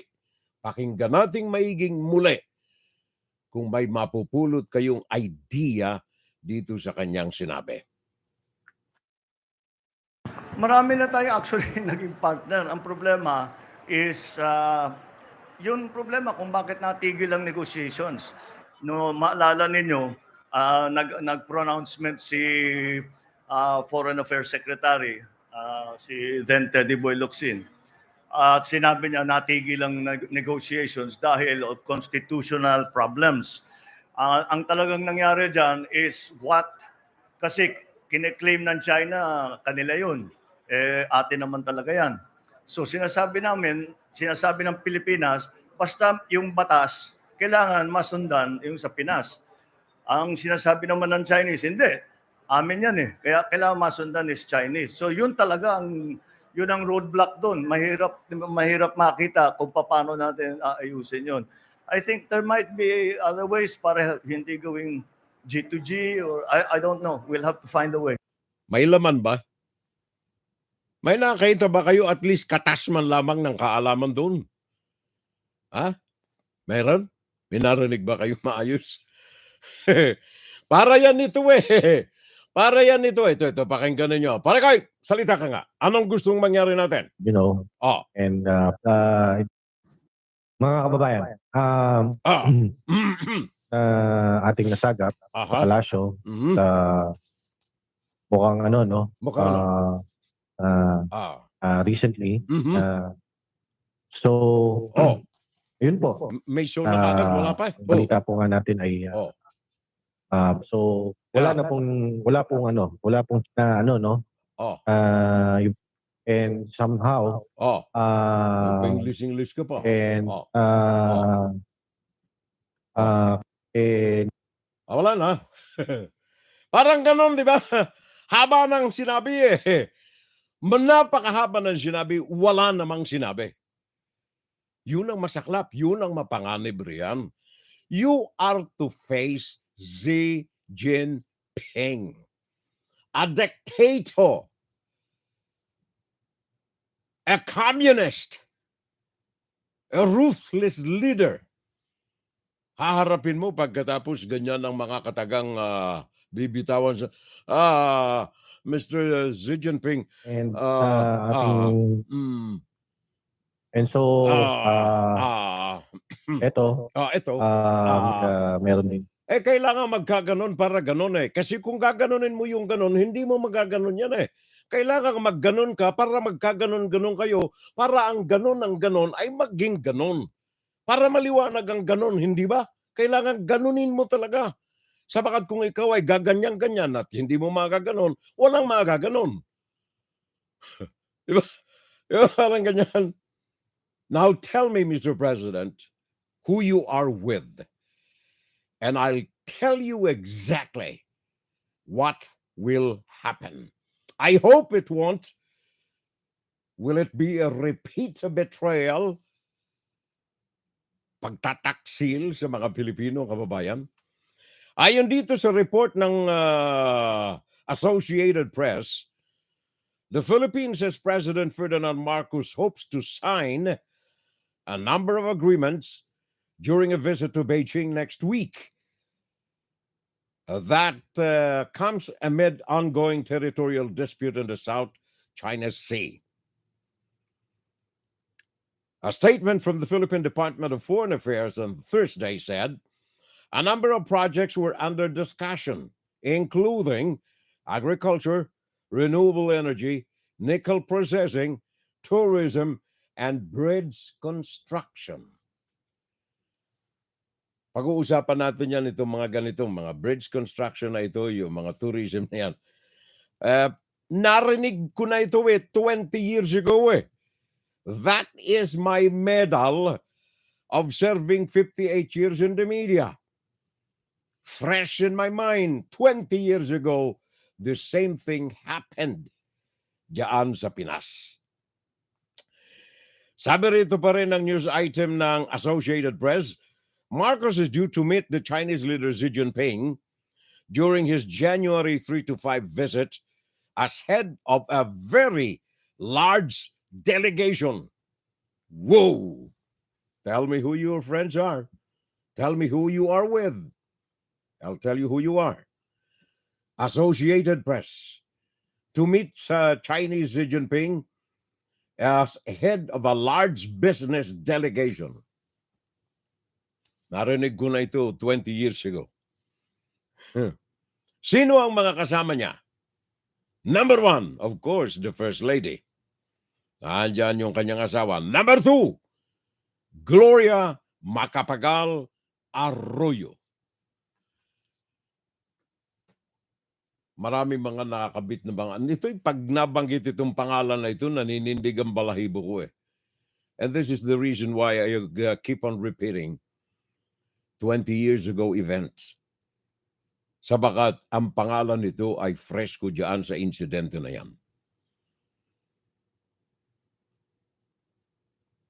Ang hindi binanggit dito sa report ng Associated Press ay ang joint exploration na mas lalong nakapagpapanindig ng ating balahibo when it comes to joint exploration at nandiyan si Gloria Macapagal Arroyo. Balikan natin mga kababayan, bakit naninindig ang balahibo natin? Just mere mentioning the name of Gloria Macapagal Arroyo. Dito sa pagbisita na ito ni Bongbong Marcos doon sa China. Well, kung kayo po ay mga hindi pa pinanganak noong 1990, mga kababayan, ano ha? Kung hindi pa kayo pinanganak noong 2000, year 2000, baka, pinanganak na kayo pero nagdidede pa kayo kay mami. Baka hindi pa ninyo alam ang kasaysayan. You know, before 2000, ang Pilipinas ay number one na aliado ng Amerika diyan sa Asia. Pagkatapos na patalsikin si Marcos noong 1986, pumalit si Cory Aquino, medyo tumagilid din ang kalalagayan ng Amerika sa Pilipinas at that time. Pero sumunod sina Ramos and then Estrada and then sinipa si Estrada. Kaya naupo ng maaga si Gloria Macapagal Arroyo during the 20s. The year 2000, in fact. Ayon sa mga kaalalay noon ni Gloria Macapagal Arroyo, the year 2000, Vice Presidente pa siya ni Erap Estrada, ay matindi na ang adhikain ng pangarap ni Gloria Macapagal Arroyo na makaapak sa mainland China. Many proposals have been submitted by Gloria Arroyo as Vice President to administration of Estrada that has high regards and deals with Communist China as early as that time when she was only a Vice President of the Republic of the Philippines. Marami na. And then pinalad siya, I don't know, maneuver or what, nawala sa pwesto si Erap Estrada. So, si Arroyo ang nanilbihan the rest of the term, 5 years. Sa panahon na ito ay nagkandara pa na si Gloria Macapagal Arroyo sa kanyang inisyatibo na magkaroon ng link with Chinese Communist Party in mainland China. Well, of course, hindi personal, kundi business to business. The Chinese government and the Philippine government. Nagkaroon ng pananakop yung Iraq sa Kuwait during the time of George W. Bush. Si President Bush ng Amerika humingi ng tulong sa mga kaalyadong mga countries of the world na suportahan ang kanyang kampanya na bawiin ang Kuwait sa kamay ng Iraq. At ang Pilipinas bilang number one na alyado ng Amerika diyan sa Asia, isa sa mga unang-una na nilapitan ni George Bush. At that time, merong, I think, summit meeting yung mga ASEAN countries diyan sa Pilipinas. May pagkakaisa yung mga Asianong bansa. Indonesia, Cambodia, Thailand, Malaysia, Singapore, Vietnam. Yung mga bansang Asiano ay nagkakaisa. Because at that time, ang China unti-unti nang nagpapakita ng kanyang salami tactic sa West Philippine Sea. As early as 2000, nagsimula ng magpakita ito ng hating gabing paggapang sa mga atoll sa West Philippine Sea. Kaya yung mga bansang Asiano, especially Vietnam at saka Malaysia, nabahala.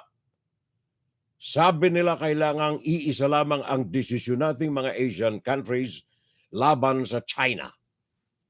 And then sumiklab nga yung Kuwait, ang Amerika, isa sa mga sinandalan ang ASEAN countries. Particularly ang Pilipinas. Ang presidente at the time ng Pilipinas na Gloria Macapagal Arroyo. Sabi ni Arroyo, ayokong sumama riyan eh.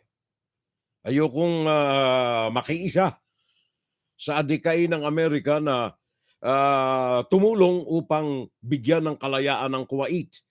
Etong gesture na ito ni Gloria Macapagal-Arroyo, nakita ng China na malaking oportunidad. Kaya at the time, pumasok na ang pangalan ni Jose de Venecia. Jose de Venecia. Siya ang dating Speaker of the House at siya ang go-for ni Gloria Macapagal-Arroyo sa China. Pabalik-balik siya, including Gloria Macapagal-Arroyo, many times sa China. In the guise, ang kanilang panakip sa kanilang objektibo ay mga business deals, mga financial assistance, doon sa tinatawag na overseas development assistance na ang China lamang sa mata ni Gloria Macapagal-Arroyo ang makapagbibigay sa kanya ng mga benepisyo, mga proyekto.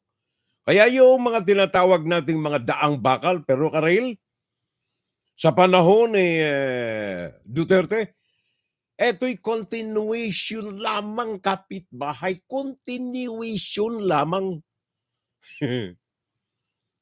Sabi ni Mr. Duterte, hindi niya inamin, this is continuation of the project of Gloria Macapagal-Arroyo. Tandaan niyo, yung Ferrocarril sa Mindanao, yung South Rail, papunta ng Sorsogon, yun ang mga pangako, sandamakmak na pangako ng China kay Gloria Macapagal-Arroyo. In a span of only 4 years, from 2001, mid and last year of 2001 up to 2005, sandamakmak ang mga ibinuhos na mga agreements ng China diyan sa Pilipinas with Gloria Macapagal-Arroyo. Hundreds of them. May nabuo ba? Wala. Yun ang ginawa rin ni Xi Jinping kay Rodrigo Duterte. Mantakin mo ilan? 29 billion worth of financial aid. Wala pang 1% nakarating sa Pilipinas. Ang inuna para magkaroon ng display ay ang tulay dyan sa Binondo. Para makita ng taong bayan na ang China nag-donate ng tulay dyan sa Binondo. A repeat of what had been promised to Gloria Macapagal-Arroyo by China in the year 2000 to 2005. Wala ni isa. Pero ang mga naganap doon, ito'y nasa record ito. Maging sa record ng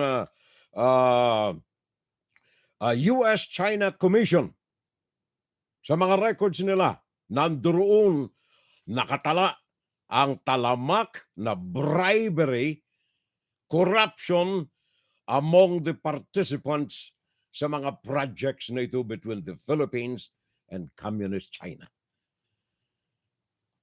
Hindi ang gawang isip lamang natin.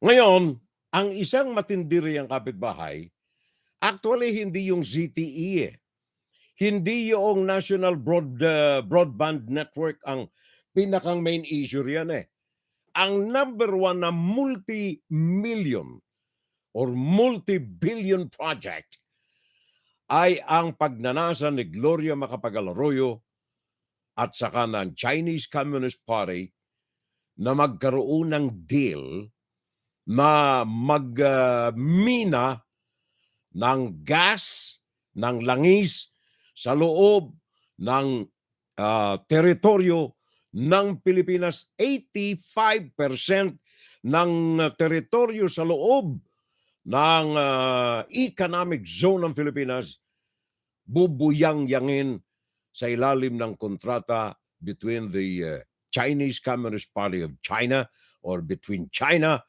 and the Philippines through Gloria Macapagal-Arroyo. Yun ang pinakang main.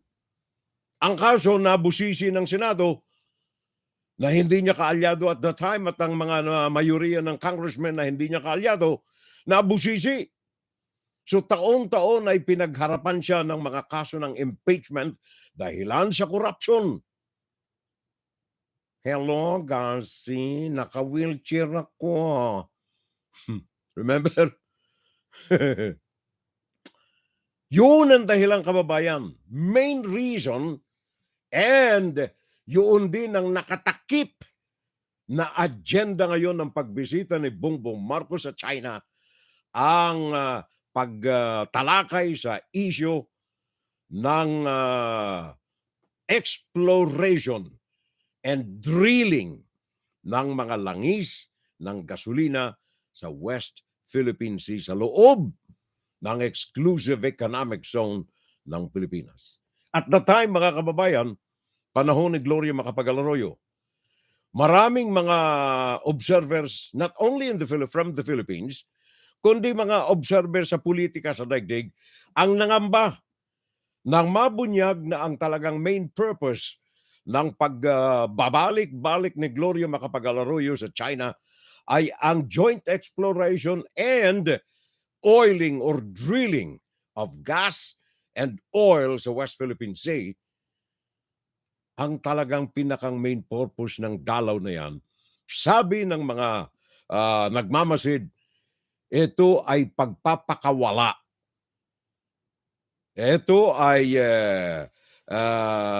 pag-alis ng exclusive na karapatan sa teritoryo ng Pilipinas ng mga Pilipino at pagpayag ni Gloria Macapagal-Arroyo na ang mga Chino mamayagpag sa loob ng teritoryo ng Pilipinas. So dahilan sa overwhelming na reklamo ng mga mamamayan sa Pilipinas, sabi ni Gloria Macapagal-Arroyo kay Jose de Venecia, "Jo, siguro huwag na nating tawagin ito, sabihin mo sa China. Siguro huwag nating tawagin itong oil drilling and exploration. Siguro ang itawag na lamang natin yan para matakpan ang talagang totoo ay Joint Maritime Seismic Understanding na lang. Yung bang kung tawagin JMSU na lang. Huwag ng oil drilling and or exploration and drilling kasi masyadong grabe sa pandinig." Sabi ni Joe de Venecia, siguro tawagin na lang natin Joint Maritime Seismic Understanding. Masyadong highfalutin. Masyadong mataas ang tunog. Hindi maintindihan yan ni Juan de la Cruz. Kaya kung hindi maintindihan ni Juan de la Cruz, hindi aangal si Juan de la Cruz. Hindi niya naintindihan eh. Ano ba naman itong maritime seismic na ito? Baka si Mrs. ito. Seismic eh. Seismic understanding. Yun ang pinangalan nila. Ayos na. So, medyo kalmado. Hindi naman drilling eh. Hindi naman exploration eh.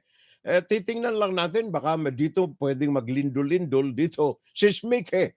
Baka dito pwedeng okay rito maganda itong, matibay itong ilalim ng dagat na ito, ganyan. And then ang kondisyon is that, ano man ang resulta nito, kailangan alam ng parehong partido ng Amerika, ng China at saka ng Pilipinas. So okay na. Tinakpan. Naamoy ngayon ng Vietnam. Sabi ng Vietnam, tama na. Ikaw Pilipino, traitor ka eh. Di ba nagkasundo tayo sa Asia, Association of Southeast Asian Nations, na tayong lahat ay magkakaisa laban sa unti-unting salami tactic ng China sa pananakop sa West Philippine Sea. Bakit nakikipag-deal ka sa China? Sabi ng Vietnam kay Gloria Macapagal-Arroyo. Sabi ni Gloria, alam mo, maliit lang yung babae na yan, pero matindi ang pasikot-sikot ng utak niyan. Sabi ni Gloria Macapagal-Arroyo, Joe de Venecia, halika nga rito. Alam mo nagre-reklamo ang Vietnam eh. Arigluhin mo nga. Sabihin mong kasama na siya. Kaya kung makakita ninyo itong Joint Maritime Seismic Understanding, ang Vietnam pumirma rin dyan. Pero later na. Para lamang manahimik ang Vietnam.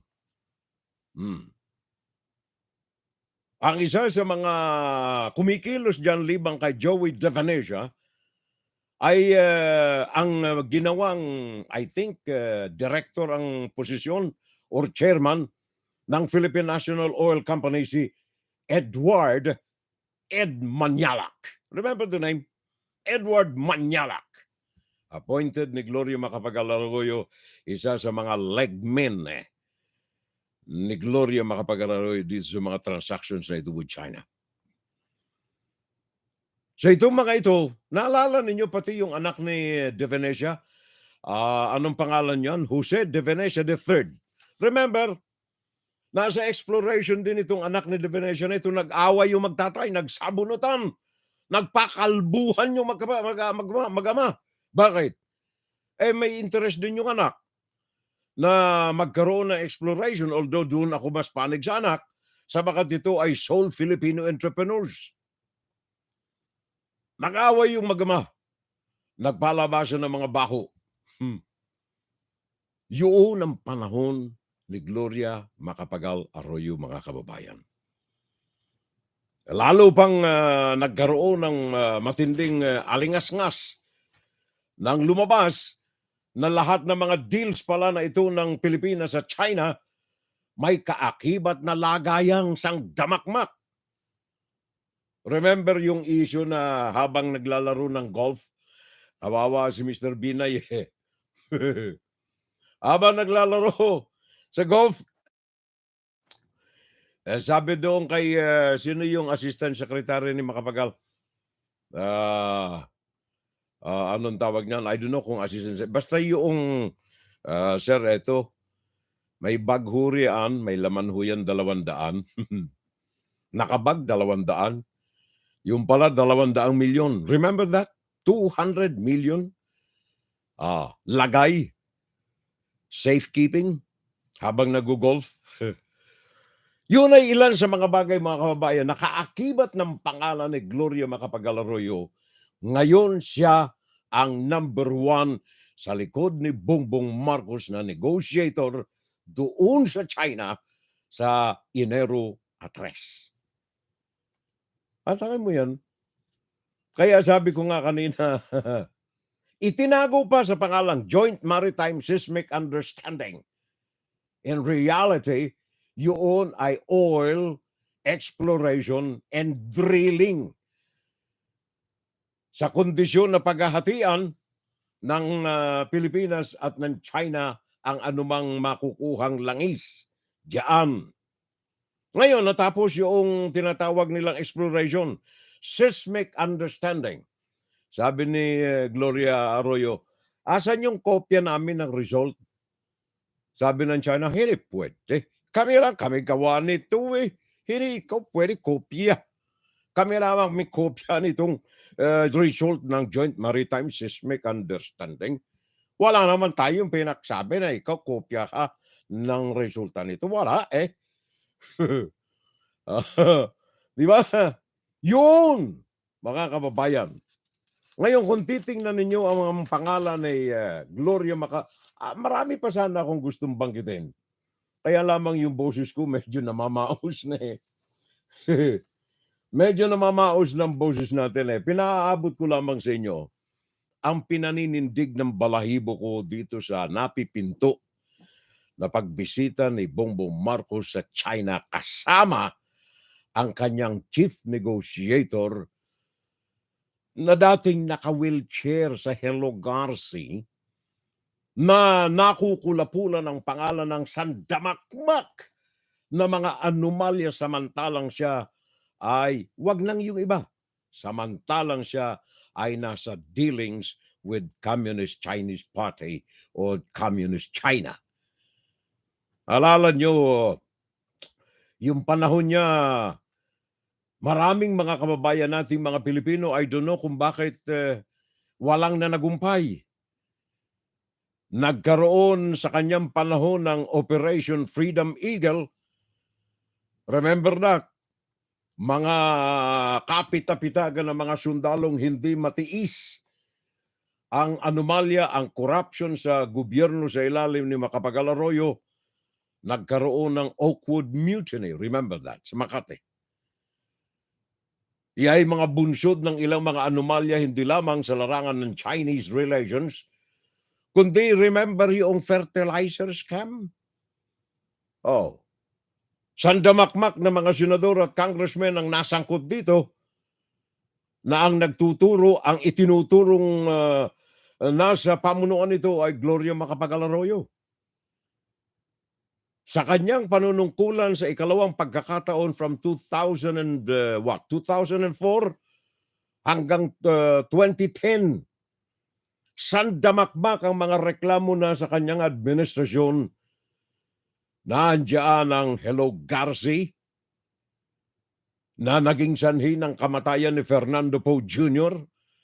na sa tingin ng mga aliados ni Fernando Poe Jr., dinaya ang eleksyon noong 2005. 2004. Dinaya. Kaya sa samang loob ni Fernando Poe Jr., itanong ninyo kay Susan Roses, sa sama ng loob ni Fernando Poe Jr., binawian ng buhay ang pobreng alindahaw. Sabagat hindi niya masikmura na siya'y dinaya sa Hello Garcia. And then hindi lamang yan, remember yung Hacienda Luisita Massacre? Panahon ni Gloria Macapagal Arroyo yan. Hacienda Luisita Massacre. And then yung bombing, pambubomba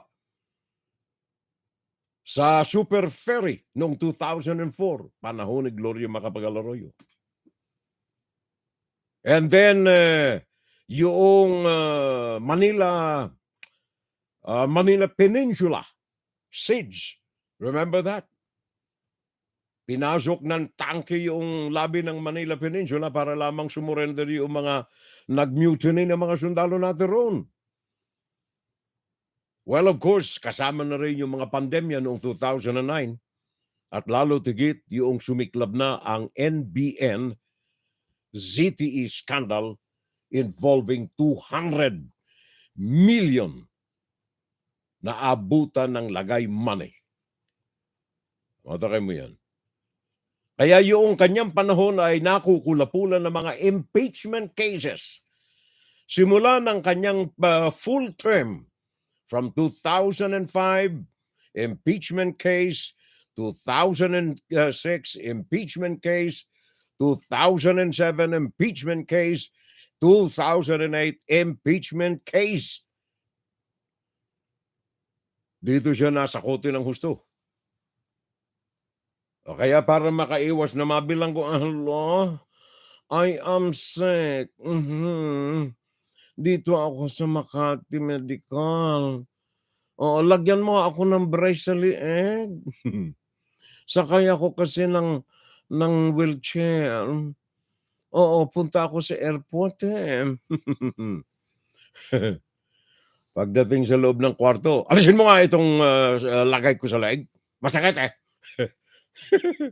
Ganyan ang alalay ni President Bongbong Marcos sa kanyang bisita sa China January 3 to January 5.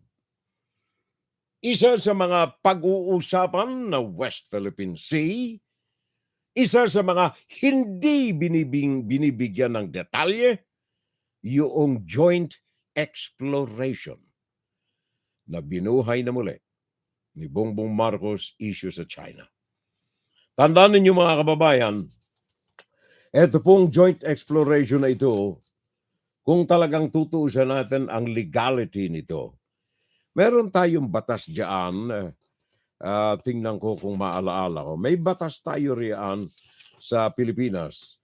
I think chapter 12, paragraph 2, I think, hindi ko na maalaala. Merong batas diyan sa Pilipinas na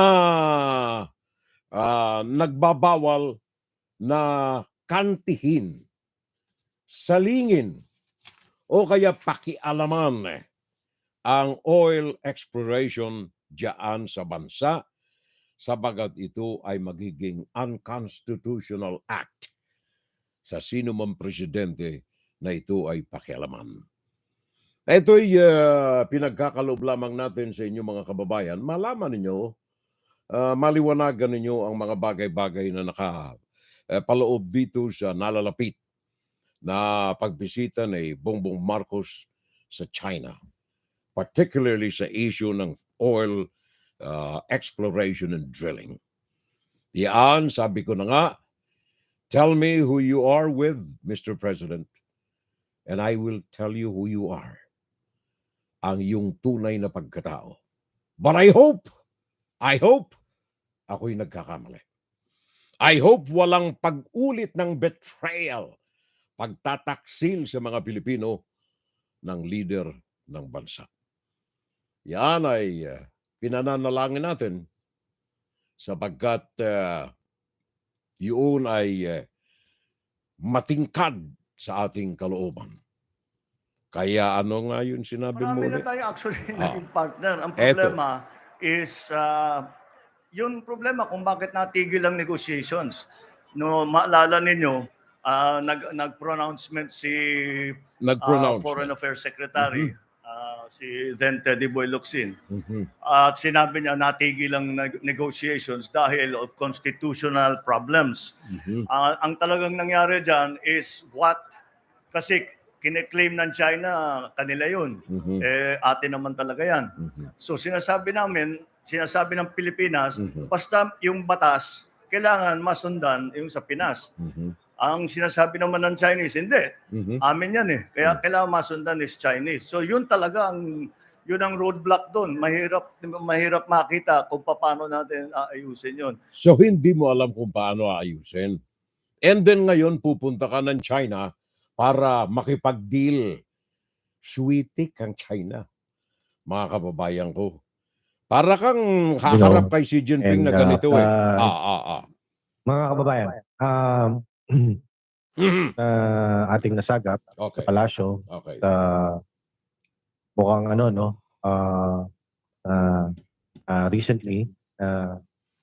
So, yun po. Balita po nga natin ay... Ganyan ka ba haharap sa presidente ng China? The forever master of China, a self-declared forever president ng China. Yan, ganyan ka haharap. Mga kababayan, tell me who you are with. And I'll tell you who you are, Mr. President. Inside, Guru-Guru, Opinion, and Saturday Live. Bato-bato sa langit, ang tamaan, huwag sanang magagalit. Bato-bato sa langit, hindi kalbo ha. Sabi ko bato-bato, hindi bato eh. Bato-bato sa langit, kung ikaw ay magagalit, ubod ka. Ubod ka ng pangit. Okay ba? Okay ba pare ko? Sabi ko na sa inyo. Edgar Ellen Kalingking, Happy New Year, Kafurel. From Exeter, California, USA. Sabi ni paring Edgar Ellen Kalingking. Joselito Partosa, Happy New Year, Furel. Greetings from Bunyog, Pagkakaisa. Beautiful. Magaling. Gusto ko itong mga bunyog eh. Ang bunyog kasi ibig sabihin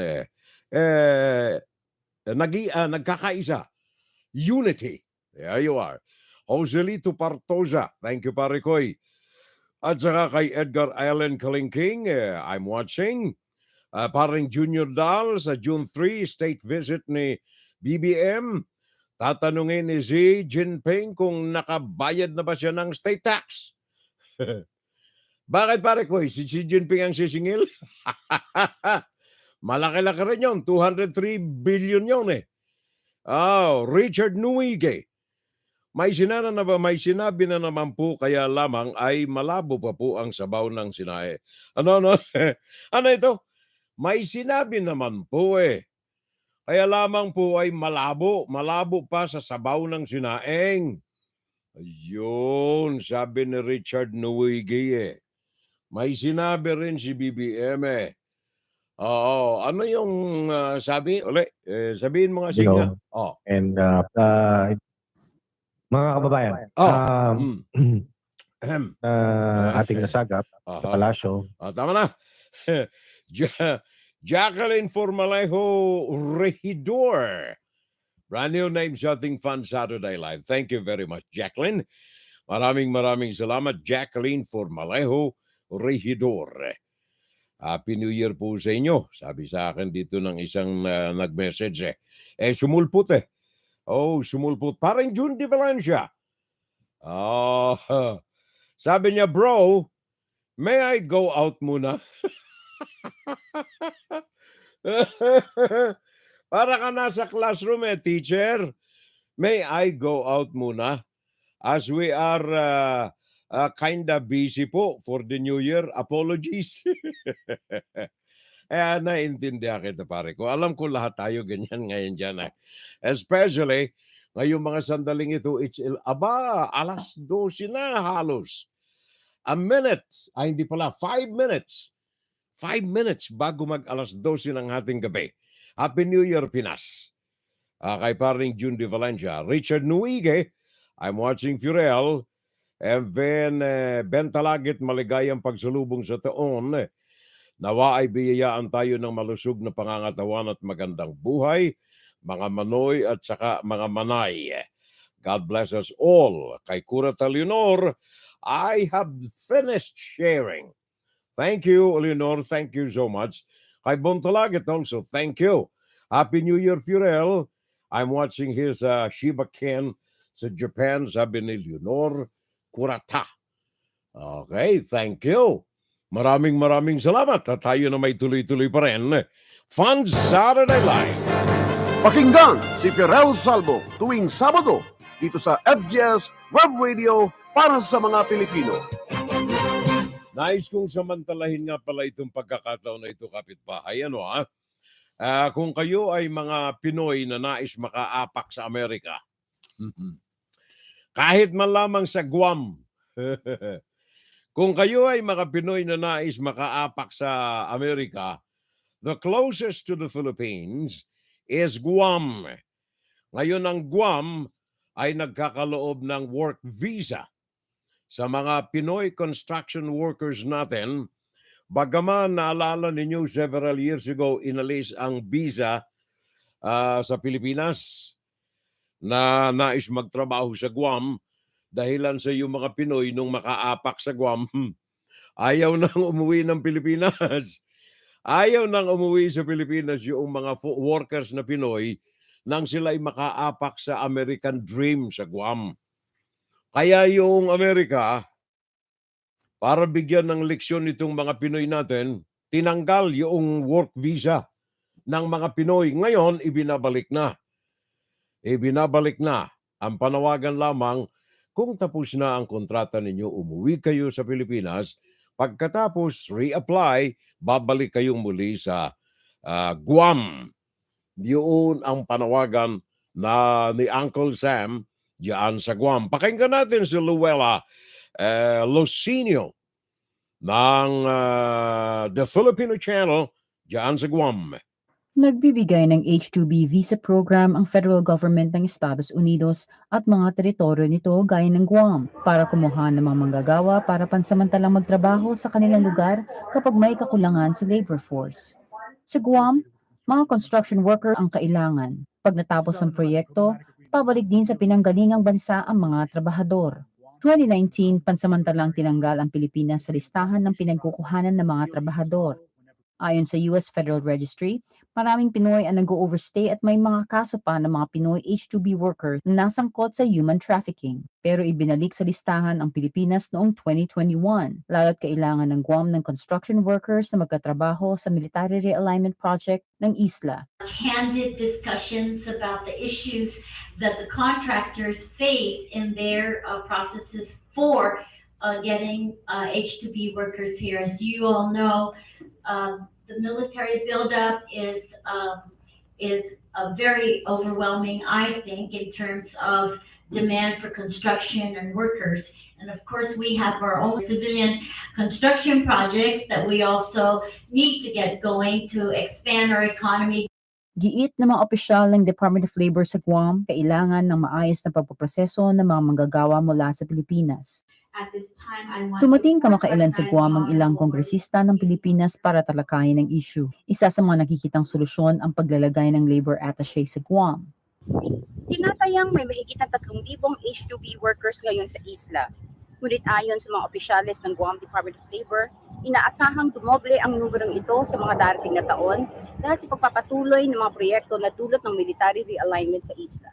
Para sa TFC News, Luella Lucinio, ABS-CBN News, Guam. Thank you very much. Maraming salamat sa pagkakataon natin ito, na makapasok ng trabaho riyan sa Guam. Wag lamang nating abusuhin yung karapatan na pinagkaloob sa atin riyan na makapaghanap buhay. Ngayon, yung mga naghahanap buhay naman, let's be satisfied kung ano ang mga natatanggap nating biyaya, especially kung ito ay hindi natatanggap habang tayo ay nagtatrabaho lamang diyan sa Pilipinas.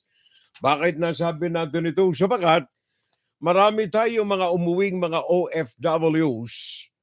Marami tayong mga umuwi na mga OFWs ang napigtal ang kanilang kaligayahan sa pag-uwi ng Pilipinas habang sila ay namamalengke para salubungin ang 2023 ng masagana buhat sa kanilang kayod na dolyar. Ang dahilan, reklamo ngayon itong mga OFWs natin, nakaw, mandakin mo, nagkandakuba kami ng paghanap buhay sa iba't ibang panig ng daigdig para makaipon kami ng dolyar. Sa pag-aakala namin pag-uwi ng Pilipinas, yung dolyar na ito ay makapagpapaluwag ng aming kabuhayan, hindi pala Gawa ng grabe ang inflation, taas ng halaga ng mga bilihin sa Pilipinas. Yung palitan ng dolyar umabot lamang ng 55.67 pesos sa isang dolyar.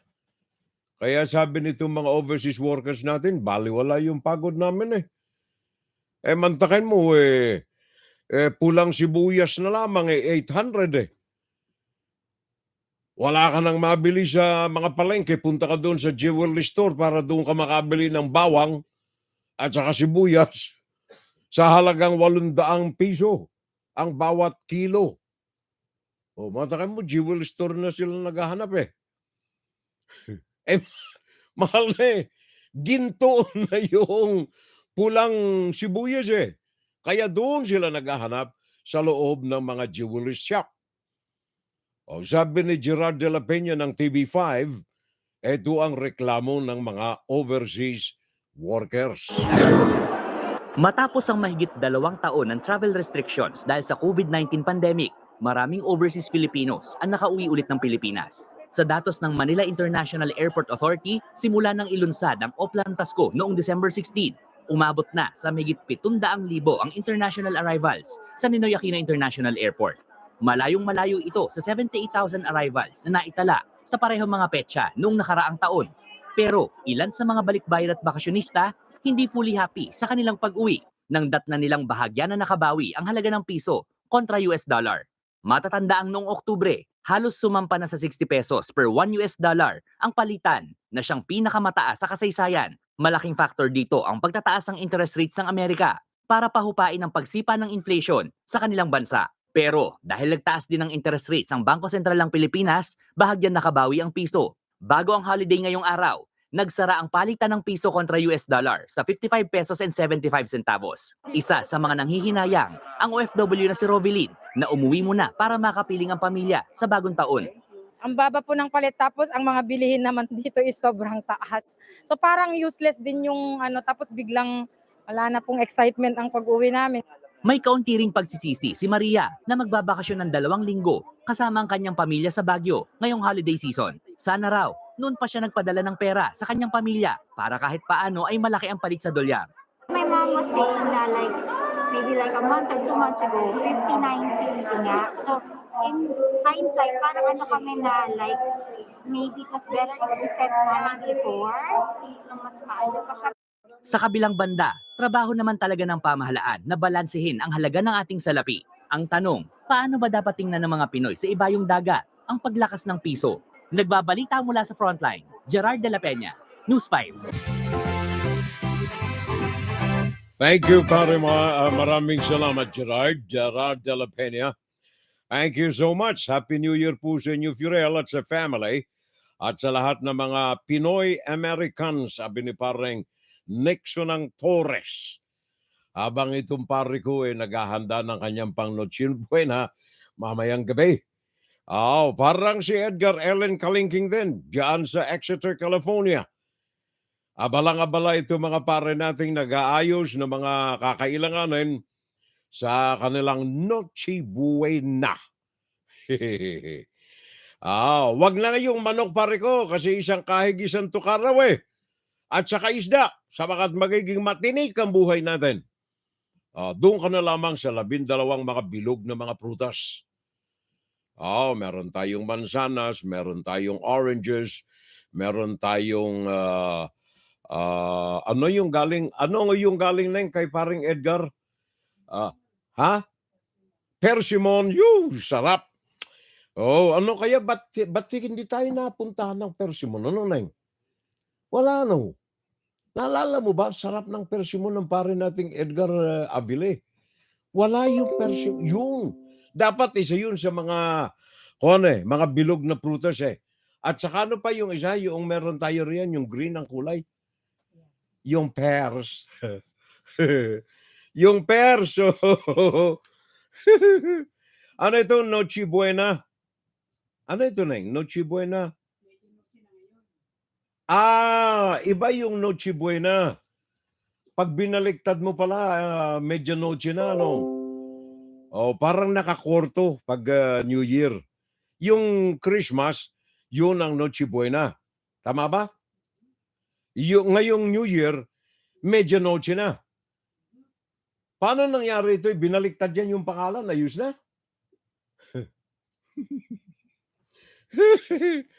Binaliktad lang Kaya ako, wag mong babaliktarin pangalan ko Fiorello Salvo.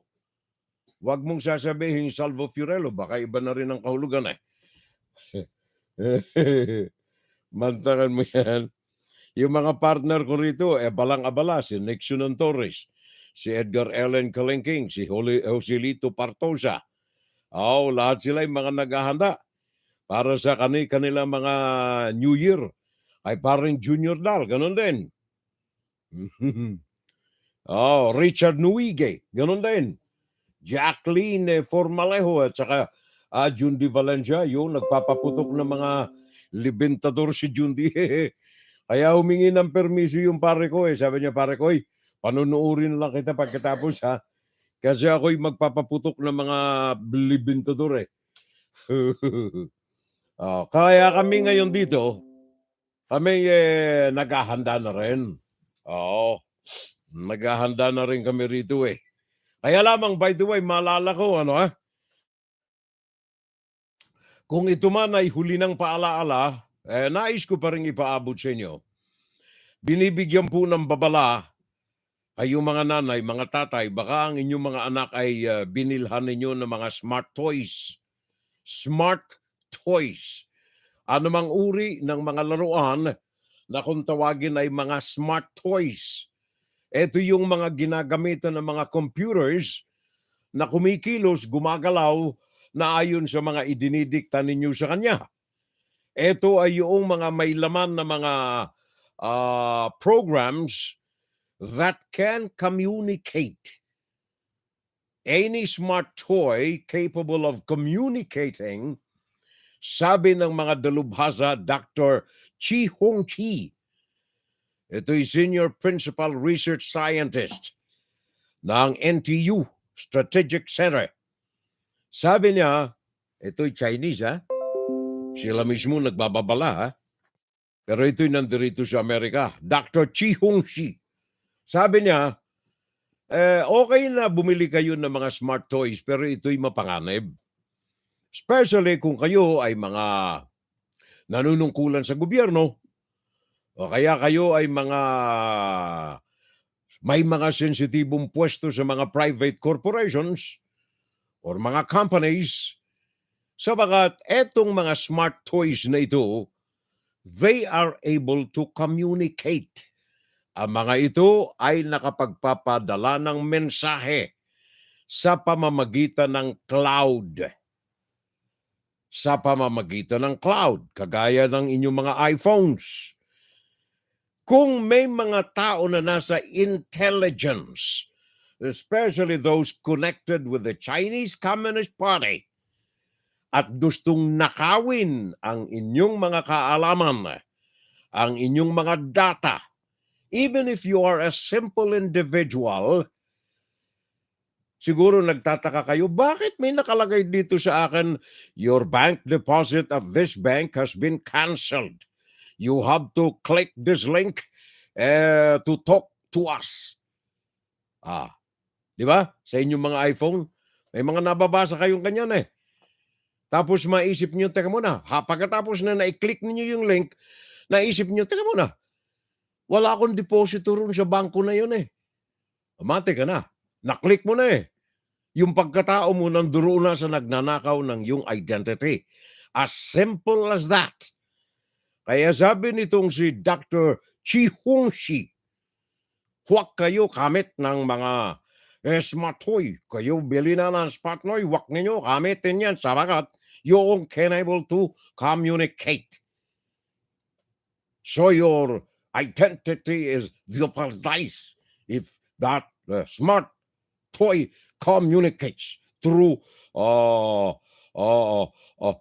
cloud. Ganyan eh.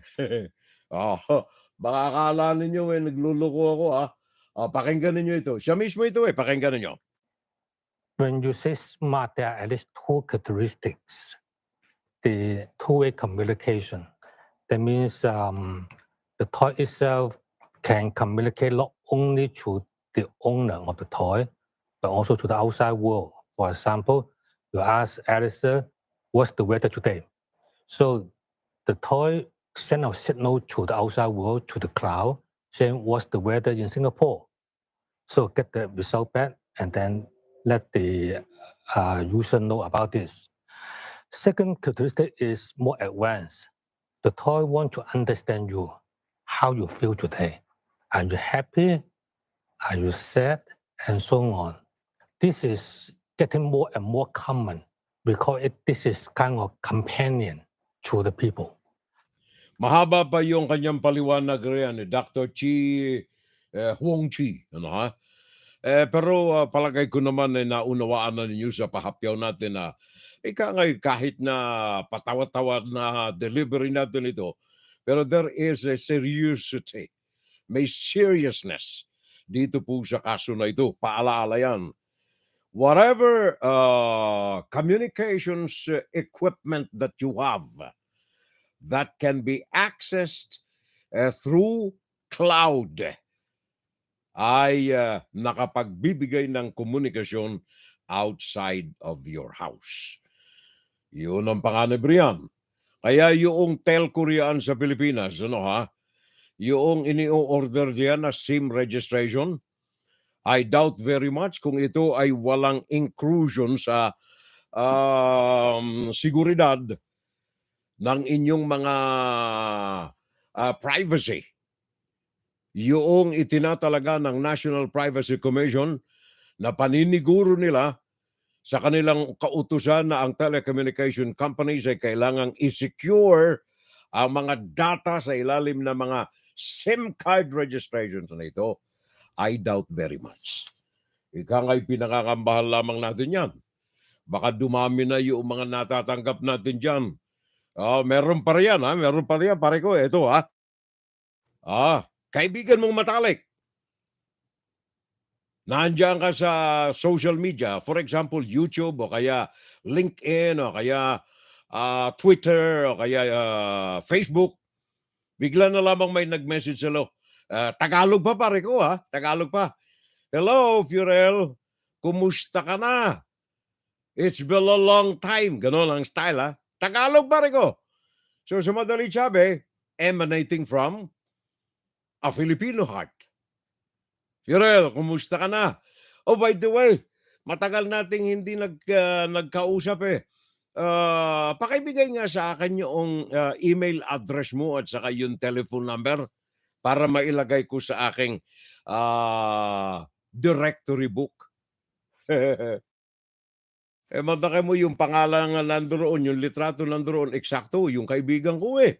Oh, litrato niya, pangalan niya nandoon. Mabuti na lamang may telephone number ako, tinawagan ko. Pare ko, nagpadala ka ba ng message sa akin? Tagal ng panahon natin na nag-uusap eh. May pa-message ka pa eh. Wala eh, bakit? Ano yun? Sabi sa akin, Furel, kumusta na? Long time no hear. Pwede ba bigay mo sa akin yung email address at saka yung phone para mailagay ko sa aking address book? Sabi sa akin, pare ko na-hack na naman siguro yung aking account. Bakit na-hack? Well, anything smartphone that can communicate can talk to the world. Baka mo, Pilipino pa yun, pare ko, ha? Pilipino. Nanagalog eh. Kaya ingat kayo mga kababayan. Kahit na ang litratong naandyan sa message group ninyo, litrato ng kaibigan mo, original na litrato ng kaibigan mo, kung yan ay sa Facebook, unang-una puntahan mo yung kanyang Facebook. Huwag kang kiklik sa kanyang link na pangalan. Punta ka roon sa kanyang Facebook, i-type mo, pagtiyagaan mong i-type ang pangalan niya, tingnan mo kung may mga entries siyang latest doon. Gawa more often than not, ito yung mga almost dead accounts ng inyong mga kaibigan na hinahack. Kaya yan ay paalala natin. Anything that can communicate to cloud can expose your identity. Kaya pinapaalala po lamang natin yan sa mga kababayan natin. Hindi lamang yan. Yung social media ngayon, sabi nga ng tatay ko nung araw the advancement of science brutally challenges the security of men. Ganyan ang tatay ko pag kami kumakain ng dinner, kailangan pagkalimbang ng baso, kailangan lahat kayo nasa lamesa na. Kakalimbang ng baso. Saan ba ang pangkalimbang ko? Wala akong pangkalimbang Kalimbang ng baso. Alas 7 ng gabi. Kalimbang ng baso. Ting, ting, ting. Kailangan nakaupo na kayo lahat riyan. Huwag kayong hahawak ng kutsara. Huwag kayong hahawak ng tinidor. Sabagat mag-aantanda muna tayo. In the name of the Father, the Son. Yan.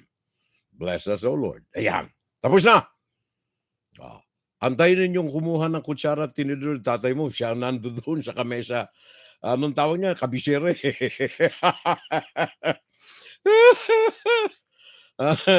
Habang kayo naghahanda ng inyong mga plato, magli-lecture na yung tatay ko mga anak, palala, little grains of sun, little drops of rain, make a mighty ocean and a pleasant land.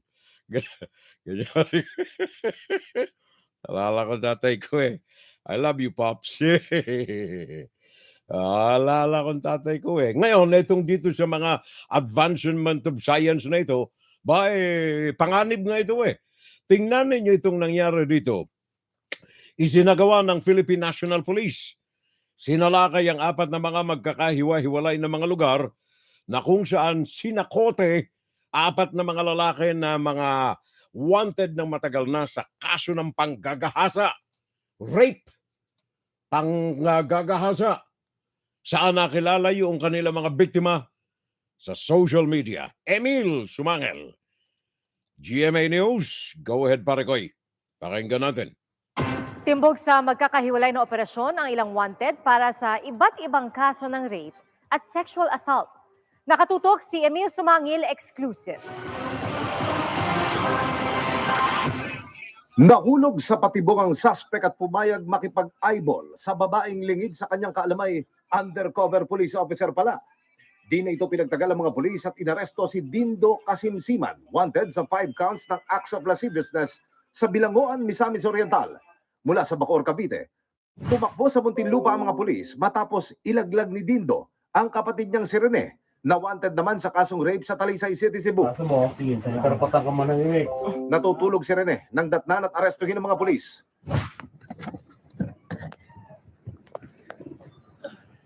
Sa Las Piñas, nabulagarin ang suspect na si Silvestre Lendio nang arestuhin ng mga pulis. Wanted naman siya sa kasong rape sa New Bataan, Davao de Oro, pero mistulang nakapagpalit na raw ng identity dito sa Metro Manila. Nagkaroon na po siya ng pamilya dito sa Las Piñas at halos mahigit 8 years na po siya nagtatago dito. At sa Dasmariñas, Cavite, arestado rin sa operasyon si Joaquin Labe na wanted sa kasong sexual assault sa Leyte. Galing sa iba-ibang probinsya at with the help ng ating mga complainant na rin. Patuloy na sinusubok ng GMA News na makuha ng panig ang mga neresto. Para sa GMA Integrated News, Emil Sumangil, nakatutok 24 oras. Tingnan mo yan, ha? Yan ay social media. Parang kumpare kung tunay, Ed Tolosa at saka Maren Didi. Happy New Year sa inyong lahat riyan, sa buong pamilya. Kumatok lang sa pintuan at iwan lang sa doorknob kung ano man yun. Aray, Happy New Year sa inyong lahat riyan, ha? Parang Ed Tolosa, Maren Didi Tolosa at sa buong pamilya. Happy New Year na lamang. Naalala ko tuloy yung katok na sinasabi ko pare ko. Naalala ko kasi si Joe Biden Maltakan mo itong pinutukan ng aswang na presidente natin parang Ed. Ha? Meron tayong tinatawag na bomb typhoon. Bomb typhoon. Naandyan yung grabeng tinatawag nga nila. Yung binibiro ko kanina kung naandyan ka na kanina parang Ed. Atmospheric river sa itaas. At takay mo yan, hinahabol yung mga skyscrapers natin at saka yung mga highway Skyway, meron na rin tayo ngayon. Atmospheric river. Ngayon, ito ang nagdadala ng mga sandamakmak na yelo at saka baha sa iba't ibang panig ng Estados Unidos. Samantalang nasa kalagitnaan tayo ng pagdarahop, dala nitong masalimuot na lagay ng panahon. Mahigit ng 38 ang namatay. Diyan sa iba't ibang mga lugar sa Central USA, sa Northeast USA, sandamakmak na itong pinutukan ng aswang natin, Mr. Ed Tolosa, sir. Abay nandoon sa St. Croix. Doon siya nagdaraos ng kanyang Happy New Year doon sa St. Croix sa isang private resort. Kasama ang kanyang buong pamilya, doon siya ngayon. Okay naman sana, kaya lamang kailangan pirmahan niya yung kanyang spending bill, 1.7 trillion na spending bill para hindi madiskaril ang operasyon ng gobyerno natin dito sa Amerika. Kailangan may funding. Kailangan pirmahan ito. Paano magagawa ang presidente natin nandoon sa St. Croix naglalamier na? Kaya sabi ni Joe Biden, hello, Mr. Senate President, can you send a plane and bring those damn papers here at St. Croix? I don't want to disrupt my vacation. I want to stay here until several days after New Year. Send me those papers to be signed. Joe Biden. Ayos ba, parang Ed? Kaya, sakay ng eroplano Spirit Airlines, lumipad ang eroplano, dala-dala, walang ibang pasahero, kundi yung kanyang emisaryo na may dalang attaché case na may laman na 4,000 pahina ng omnibus package bill to the tune of $1.7 trillion. Ito'y sumakay ng eroplano Spirit Airline ng Huwebes, alas 6:30 ng gabi. Ito naman ay dumating doon sa Caribbean, sa St. Croix. White House flew the federal budget to St. Croix for President Joe Biden to sign into the law ahead of the December 30 deadline as specified. Kaya yung mga kababayan natin, mga Amerikano, sabi, grabe naman to. Nagbakasyon sa St. Croix, kailangang ihabol doon yung 4,000 pages na 1.7 na trillion omnibus spending bill para lamang pirmahan. Pakinggan natin ito. Ika nga mas maliwanag Greg Soap. Thousands of travelers remain stranded at airports across the nation, but President Biden's $1.7 trillion spending bill scored a ticket to St. Croix for the president to sign from his tropical paradise. Florida Congressman Greg Steube, member of the House Foreign Affairs Committee and the House Judiciary Committee, joins me now. Congressman, good morning to you. You know, President Biden does paint himself as a man of the people, but this seems like a uniquely elitist move to have this spending bill flown down to him so that he can sign it while he's on vacation. What do you make of this? Yeah, not many people of America can afford to go to St. Croix for vacation. And oh, by the way, he's vacationing in a donor's home. I don't know how the ethics rules allow presidents to do that. It wouldn't allow a member of Congress to do that. Joe Biden has been on vacation more than any other president in recent history. So it's no surprising that as we face the crisis at the southern border, the crisis that the Northeast and the Midwest face with all the blizzards and the shutdowns and all the things that happen because of all those storms, that he's vacationing in St. Croix. It just shows that he doesn't care truly about the American people, despite the fact that they say that they care. Nothing in the spending bill having to do with border security. What can Republicans do when they take over the House, and is legislation on the table? Oh, there is money in there for border security, just not our border security. To secure the border of Jordan and Egypt and Tunisia and Oman, there's $400 million in that $1.7 trillion to secure their border, but actually language that says that no money that is appropriated to DHS can be used to secure our border. How backwards and upside down is our country right now when we're going to send millions of dollars to other countries to secure their borders, and we're not going to secure our own border when we had record fentanyl deaths in our country that we know is coming through the southern border. All of these different crimes committed by these individuals, and almost 5 million illegal immigrants come into our country. It's time now that the House, when we get into Republican hands on Tuesday, set this straight, shut the border down, do what we can to perform oversight on Mayorkas and the administration to show the American people that every single day they've been intentionally and willfully violating federal law on the border. Kahit na ninyo, elite masyado, ano kailangan pirmahan bago lumampas ang Disyembre 30 ang Omnibus Bill, 1.7 trillion. Paano mapipirmahan, sir? Nandiyan kayo sa St. Croix, naglalamierda kayo sa dalampasigan, sumisip-sip ng mamahaling alak. Padala mo rito, may aeroplano riyan. Di ba? Kaya yung aeroplano lumipad. Isang tao ang sakay. Sakay nito, may dala ng maleta na may 4,000 pages ng bill to be signed by President Joe Biden while vacationing in St. Croix. How lucky is that? Di ba, pare ko? Happy New Year na lamang. Sir, 1.7 trillion. Nobody read. God bless. Tama yun. Hindi naman binabasa na yun, pare. 4,000 pages pagtatsagaan mo bang basahin yan? Papuputol ko mga daliri ko kung itong mga congressmen natin riyan, mga senador nabasa yaan ng word for word pagkabigay sa kanya ng 4,000 copies, 4,000 pages, sabi ni Congressman, Basahin mo nga ito. Doon sa kanyang mga staff eh. Basahin mo nga. Ano, okay ba? Sir, okay sir. Hindi rin binasa. Kumakain ng sandwich. Permado na ba sir? Paperdahan na ba? Perma. Bigyan mo sa akin. Ganon rin. Ipinadala noong Webes. Webes is what? 28? Pinadala sa St. Croix 4,000 pages sa kalagitnaan ng bakasyon ng presidente. Do you think babasahin yung 4,000 pahina na yan ng presidente? Paring Ed, tama ka riyan, sir eh. Nobody reads it.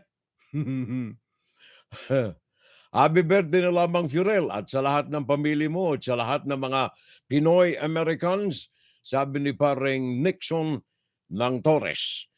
Ngayon, habang nagkakatuwaan doon sa St. Croix, yung mga bagaman hindi natin mga kadugo, pero kapwa natin mga human beings, ay nililitsyon doon sa Ukraine. Ito'y dahilan sa walang puso, malademonyong kautakan ni Vladimir Putin.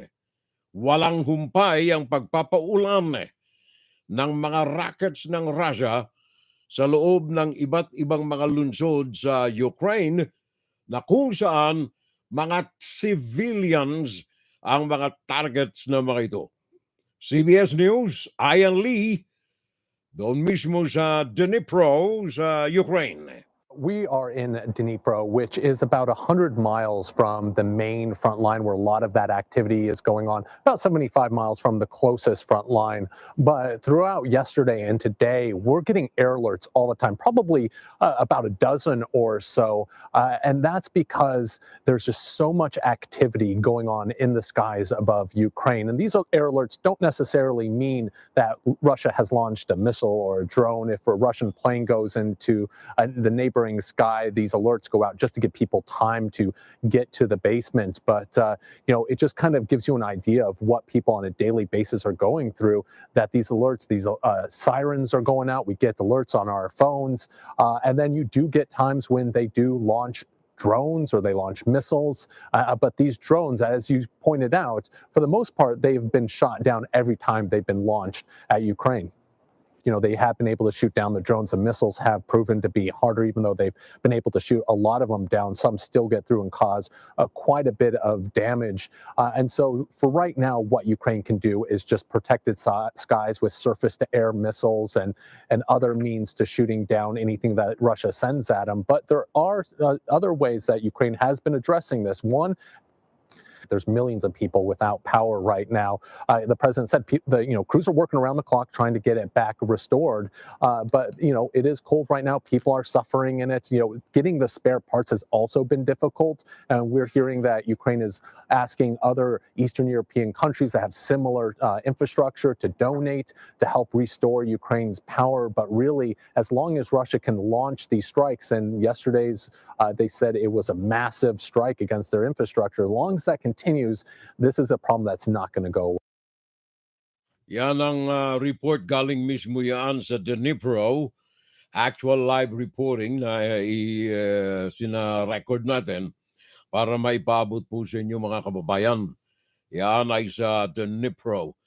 Actually, itong mga damages na mga inaabot ng mga Ukrainians, ayon sa Presidential Aide Mikhailo Podolyak, sabi niya 120 missiles ang pinailanlan ng Russia.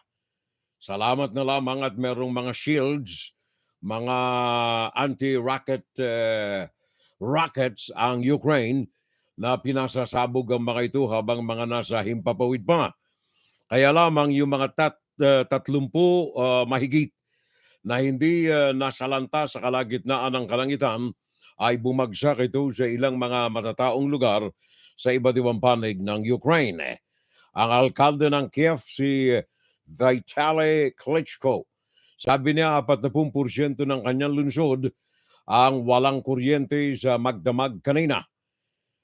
Yan ay dahilan sa massive missile strikes na inilunsad ng Russia. Meron pa rin tayo ritong mga karagdagang mga kaalaman, especially mga opinyon palagay na may kugnayan dito sa patuloy na pang-aatake ng Russia diyan sa Ukraine. Pakinggan natin itong talakayan na ito at nang maunawaan natin kung ano ang damdamin ng ilan sa mga nagmamasid sa digmaan diyan sa Ukraine. Galing sa Frank, if DW. Russia continues this aerial bombardment, what will that mean for Ukraine? Well, one commentator, Terry, put it like this, that yesterday Putin spent something in the region of $200 or $300 million to knock out electricity in Kiev for 8 hours. Ukrainians have shown themselves to be extremely resilient. They will continue to do so. Their system is deep. It's not a modern electrical system or indeed a critical infrastructure system, which paradoxically makes it far easier to repair and far more resilient. So to answer your question, they will keep on throwing their rather expensive missiles at the Ukrainians. There will be some effect, but it will have no decisive impact on the outcome of the war. Well, talking about the outcome of the war, a lot of people are wondering what sort of end game is shaping up. What are your expectations for this war in the coming year, Frank? Great question, Terry. So this, as with any of these questions, is contingent. If the West keeps drip feeding weaponry to the Ukrainians as they are now, to fill gaps and bolster completely perhaps outdated capabilities such as their air defenses, then it is likely we will maintain the war into 2024.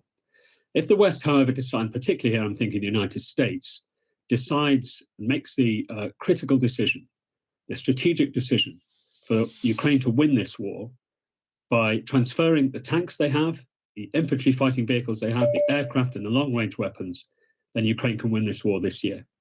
So we're either looking at a continuing fight, which Ukraine will prevail in the end, I don't see it failing, or a war ending this year.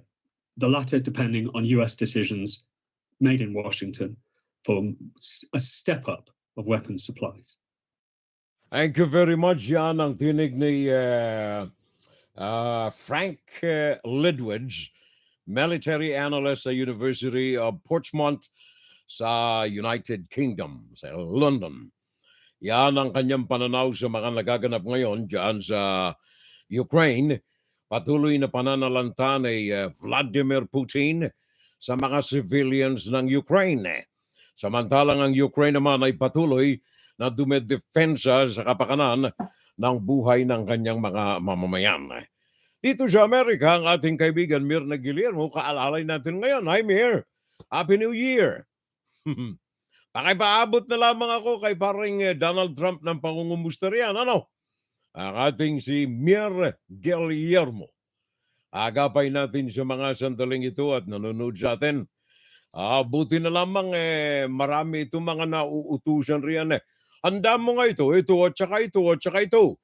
Kailangan masarap ang ating medianoche. Diba? Ganyan Meron pa tayong ilang oras na nalalabi. 12 hours pa. Meron pa tayong 12 hours. Samantalang sa Pilipinas, alas 12:37 na ng hating gabi. Nagkakaingayan na ng sandamakmak sa iba't ibang panig ng Metro Manila. Yan ay dahilan sa pagdiriwang pagsalubong natin ng bagong taon. Sa Israel, sinasalubong ng Israel ang bagong taon sa pamamagitan ng pagbabalik ng kanilang leader, walang iba kundi si Netanyahu. Kita na ninyo Benjamin Netanyahu. Muling nabalik ito sa luklok ng kanyang pwesto, 6 na beses na naging punong ministro ng Israel. Meron tayong report kay John Young galing sa PBS News. At tingnan natin maigi ang detalye ng muling pagbabalik ng liderato ni Benjamin Netanyahu ng Israel. חבר הכנסת בנימין נתניהו. Inside the Israeli Knesset today, Benjamin Netanyahu celebrated his return as prime minister. This is the 6th time I am presenting a government headed by me for the parliament's approval, and I am as excited as the first time. Outside, hundreds of demonstrators protested it. I came to demonstrate against the government that about to rise up in Israel. Horrible government. A lot of criminals are sitting there, and they wish to destroy the Israeli democracy. After 2 months of intensive negotiations, Netanyahu assembled Israel's most far-right, ultra-nationalist government ever. The hardline tilt of the new government worries some Israelis. Our biggest fear, is that Israel is actually following Russia, following Poland, following Hungary in a way. Among the policies the coalition partners agreed to, giving lawmakers veto power over Supreme Court decisions. With tensions already running high, Palestinian officials anticipate the most challenging period ever in Israeli-Palestinian relations. We passed through many extremist governments, but this government is the most extremist. This government is the most threatening. This government is the most insolent. And I know for a fact that the international community will not deal with many members of this government. Therefore, to us, we are against all the governments that practice killing and oppression on our people. As a new chapter in Israel begins, with Netanyahu extending his record as the longest-serving prime minister. Thank you very much. Yan ang report galing sa PBS News. John Yang, doon sa Israel. Ika-6 na ulit na punong ministro ng Israel, Benjamin Netanyahu. Well, ilang oras pa lamang nakalilipas ay pinulong ni Netanyahu ang kanyang bagong kabinete at nangangako ito na isusulong nila ang mga issue na may kaugnayan sa Iran nuclear program, pagpapalakas ng law and order, ang pagsalungat sa anumang mga problema sa high cost of living diyan sa Israel, and of course ang relasyon ng Israel sa mga Arab countries of the world. Yan ang kanyang mga nasa agenda sa loob ng panahon na siya'y manunungkulang muli bilang punong ministro ng Israel. I wish you the great gift from our Lord Jesus Christ for the coming 2023. Sabi ni Maring Mirna Guillermo. Marikoy, thank you. Maraming salamat. At sumain nyo rin, Mariko. Sumain nyo rin ang ikangay mga sincero, tapat sa kalooban na pananalangin para sa magandang kinabukasan natin. Gaya halimbawa dyan sa South Korea, maganda ang hinaharap ng South Korea gawa ng yung kanilang testing ng kanilang solid fuel space vehicle ay naging matagumpay. Sinagawa ito kahapon araw ng Friday sa South Korea. Meron tayong report kay Lee Rae-hyun, Arirang News, South Korea. Pakinggan natin ang naturang successful testing ng kanilang spaceship. Go ahead. You just said a test flight of a solid fuel space launch vehicle was successfully conducted at around 6:50 p.m., 9 months after the homegrown rocket's first test. After the flight, the Defense Ministry said that this was a subsequent test after the first in March, while saying that more will be carried out in the coming years. Back in March this year, the state-run Agency for Defense Development carried out the first test of the domestically developed solid fuel space rocket at a testing site in Tan County, 150 kilometers southwest of Seoul, to confirm its capabilities. The rocket is designed to put a small satellite into a low orbit for surveillance operations. Compared with liquid fuel space vehicles, solid fuel ones have a more simplified structure and are more cost-effective to launch. Seoul's space rockets project gained momentum after Seoul and Washington agreed last year to lift the missile range guidelines that have restricted South Korea from developing or possessing ballistic missiles with a maximum range greater than 800 kilometers. Meanwhile, some citizens across the country had previously reported that there was an unidentified flying object in the sky, but turned out that this was the test flight. The ministry said that officials had earlier prepared safety-related measures for in the air and at sea, but was not able to notify citizens in advance due to military security matters. Thank you very much. Yan, buti na lamang yung mga tao tinugon ng gobyerno. Sa Pilipinas, nakita ng lilipad-lipad yung Yuan Meng spyship diyan sa Luzon noong nakalipas na I think Sunday, di ba? Sunday yun eh. Walang imik. Walang imik ang pamahalaan. Spyship ng Communist China, Yuan Meng, lumipad sa Luzon, wala tayong narinig galing sa pamahalaan ng Pilipinas. Ano ba yan? Ano ba yan? Ooh, wow, happy birthday. Ooh, wow, celebrate. We've been waiting all year to celebrate with you. That day is finally here, and so we sing for you.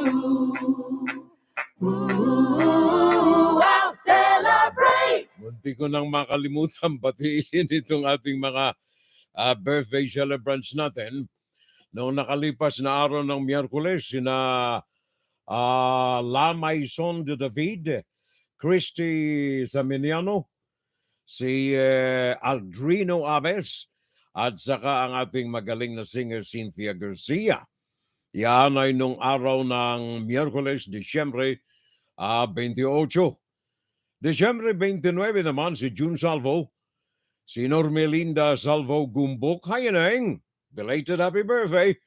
Malu Serrano Villaranda, Latest Highs, Roger Baza, Rol Nar, Lori Nunez, si Amalu Zarion, Sarah Bichache.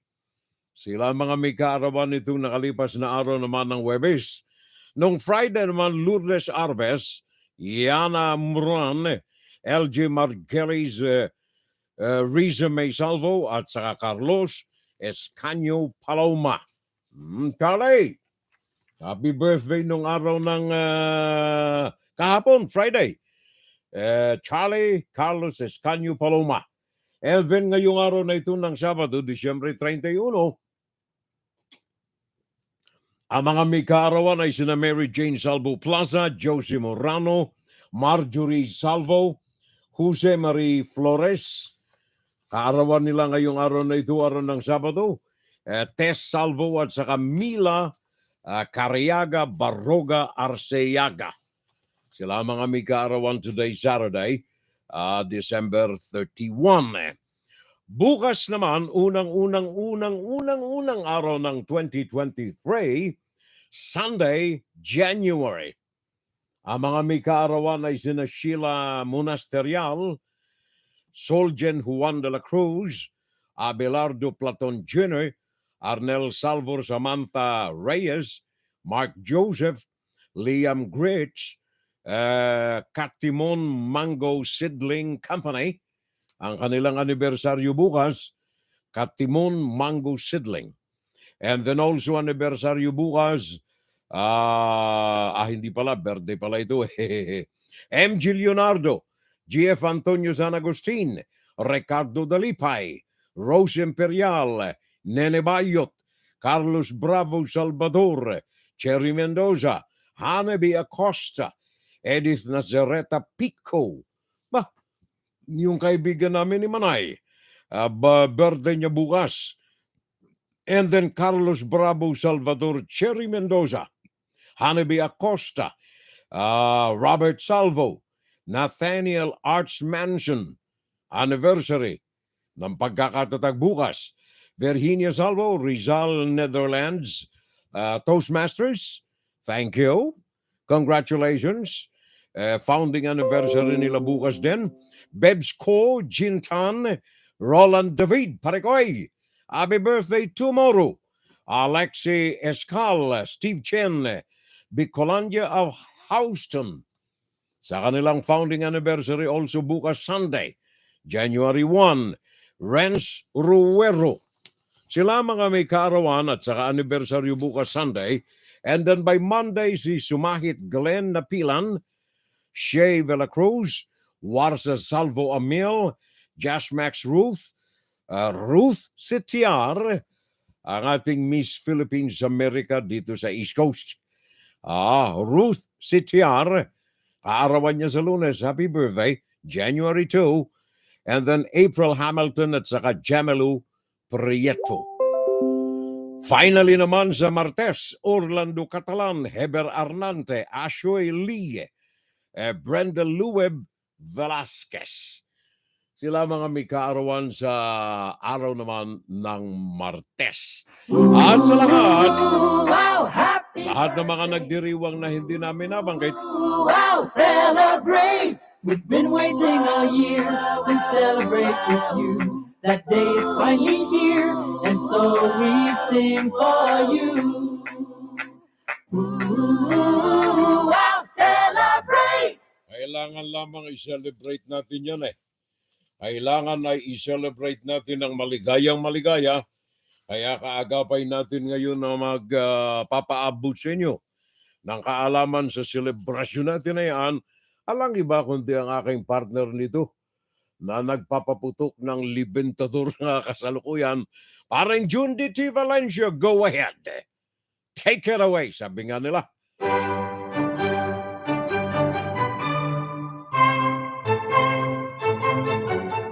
Sa mga residente at mga bumibisita sa Pampanga at Bulacan, kung may okasyon o wala man, kung ang hanap ninyo ay masasarap na breads, cakes, or pastries, tandaan ang pangalan, Armenia's Bake Shop. Armenia's. Sa Armenia's, makabibili kayo ng mga dekalidad na breads, cakes, or pastries. Sigurado, makukontento kayo sa mga breads, cakes, or pastries ng Armenia's kahit ikumpara pa ninyo sa iba. Subukan na ninyo. Tunay ninyong maiibigan. Bili na, order na, grab food na, now na. Armenia's Bake Shop. Bring home the best tasting breads, cakes, and pastries. Visit Armenia's Bake Shop on Facebook for details. Thank you very much, pare ko. June D. T. Valencia. Happy New Year, pare ko. Thank you. Diyan sa Plaza Burgos sa Guagua, Pampanga, katabi lamang ito ng Ministop. Kingsborough Building, City of San Fernando, katabi ng SNR. Diamond Subdivision, Macato Highway sa Balibago. Angeles City, katapat ng Service Mall. And then Santo Rosario, Santo Domingo. Angeles City, katapat ng Super 8, katabi ng Metro Bank. And of course, finally, dyan sa Macato Highway sa Malolo City sa Bulacan. Yan ang Armenia's Cakes, Breads, and pastries. Mga kabitbahay, huwag kaligtaan. Alay. Huwag kaligtaan. Ulitin natin. Huwag kaligtaan. FGS, Web Radio, para sa mga Pilipino. Thank you. Tuloy-tuloy tayo mga kabitbahay. Malapit na tayong mamaalam. By the way, ang isa sa mga binabantayan natin, hindi lamang Russia, kundi lalo tigit ang binabantayan natin ang kapitbahay natin dyan, ang Taiwan. Ang Amerika ay pinaninindigan ng kanilang mga binitawang makakataga na kanilang bibigyan ng proteksyon, ipaglalaban, di defensa, bibigyan ng proteksyon ang Pilipinas at ang Taiwan. Ang Pilipinas dahilan sa mga kasunduan, treaties, na pinirmahan ito, ang Taiwan dahilan sa panunumpa ng Amerika. Kaya hindi natin alam, tayo mga naandyan sa Pinas, more often than not ay merong mga lumilipad na mga surveillance planes ang Amerika sa international waters dyan sa West Philippine Sea upang tugay-gayan, bantayan ng anumang mga kilos ng komunistang China dyan sa naturang karagatan. Also sa pagbabantay sa swarming o kaya pagdagsa ng maraming mga paramilitary boats or fishermen na malapit sa Palawan region ng Pilipinas. Kahapon ay nasa surveillance ang isang eroplano ng Amerika nang bigla na lamang itong tabihan. 6 na metro ang distansya lamang. 18 feet distance, wing to wing, ng PLA jet fighter at saka ng reconnaissance plane ng Amerika. Pakinggan natin itong report na ito nang mas maunawaan natin ang pangyayari. This all unfolded over the South China Sea last Wednesday on December 21st. You see a Chinese J-11 from the People's Liberation Army, and you see it from the cockpit of a U.S. aircraft, an RC-135 rivet joint, which is a rather large reconnaissance aircraft with a crew of about 30 people inside. You can already see how close you are. Then you see the two aircraft drifting even closer together. That's when Indo-Pacific Command says this was an unsafe maneuver by that Chinese J-11. The RC-135 rivet joint, the U.S. jet descended away. You can see as they go farther apart there, so that there wasn't any closer interaction between the two or the risk of a collision there. And that, of course, is the great concern here. This only adding to tension between Beijing and Washington, and there's certainly already enough of that here. Here you see the tension also around the South China Sea. China insisting that most of the disputed body of water is its sovereign territory. The U.S. not recognizing that claim, insisting it will fly and sail wherever international law allows. Wolf, there are generally interactions between aircraft of different militaries in the air that are safe and professional. A defense official says this was certainly not one of those, and they will raise it with China's military through the appropriate channels. Yeah, very worrisome indeed. Oren, so what are the Chinese saying about this incident? We haven't seen a response in response to this particular incident from China, but we can see what they would say. For example, almost exactly a month ago, there was a U.S. Navy ship that sailed through the South China Sea, again, for the U.S. international waters where it's allowed to sail. China called that an illegal maneuver and said it was the U.S. that was disrupting peace and security in the region. So there you see the tension. We are likely to see much of a similar sentiment from China on this as well. Alam mo, hindi lamang Amerika ang kinukuers nito. More so, hindi lamang Pilipinas. Kaya lamang ang mga ito ay tinutugunan ng kapwa kilos din. Kagaya for example nitong nakalipas na June, ang Canada ay ganito ring uri ng harassment ang tinanggap from China. Kaya lamang pumalagyo ang Canada. And then yung Australia, ganon din. Kaya lamang ang Australia sa kabila nito, pumapalag din ang Australia. Ang Pilipinas, sandamakmak na doon na nanirahan yung mga paramilitary boats na kuno'y mga fishermen sa West Philippine Sea. Ang Pilipinas, padala ka nga ng diplomatic note. Padala ka ng diplomatic note, reklamo mo bakit nagsasaing na naman sila at nag-iihaw ng galunggong dyan sa may malapit sa dalampasigan ng Palawan. Padala ka. Pakinggan si Fiorel Salvo tuwing Sabado dito sa FGS Web Radio para sa mga Pilipino. Ang problema sa China, wala kang makikitang katotohanan riyan. Remember, may ilang broadcast nang nakalilipas natin anong sinabi ng isang mismong professor, professor mismo sa China. Sabi niya, here in China, everything here is fake. Excluding your mother. Everything is fake. Wala kang makikitang katotohanan sa China. Di ba, Maring Mir? Anong sabi ni Maring Mirna Guillermo? This season, may you and your family may receive God's great gift, and may we humbly praise Him anew for all He's done to all of us. Magaling. Galing, Maring Mir. Okay ito. Saludo ako nito. Ganda. And then maparing De Vera Mondalalio de Lope. Good morning and Happy New Year, Fiorel. Thank you. And the Nixon and Torres. Happy New Year na lamang sa lahat and have a healthy and loving 2023 to all.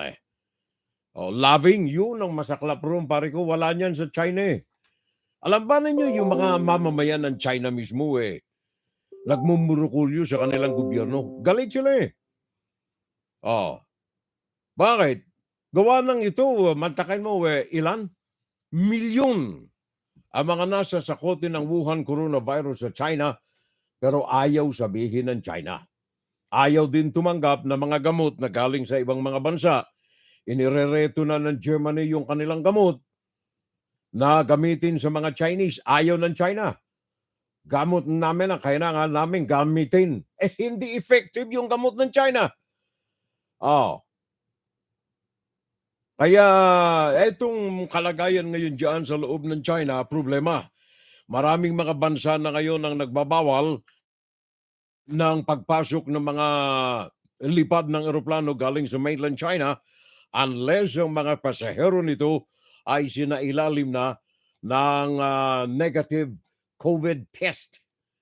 Kung wala ka ng resulta nito, hindi ka makapapasok sa kanilang mga bansa.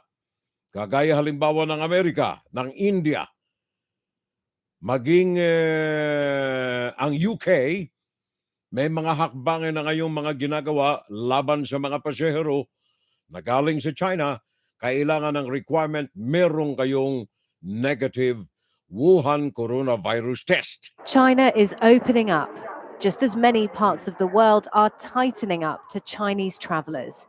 Countries from India to Italy are nervously eyeing these scenes and worrying about the lack of data, particularly when it comes to new variants.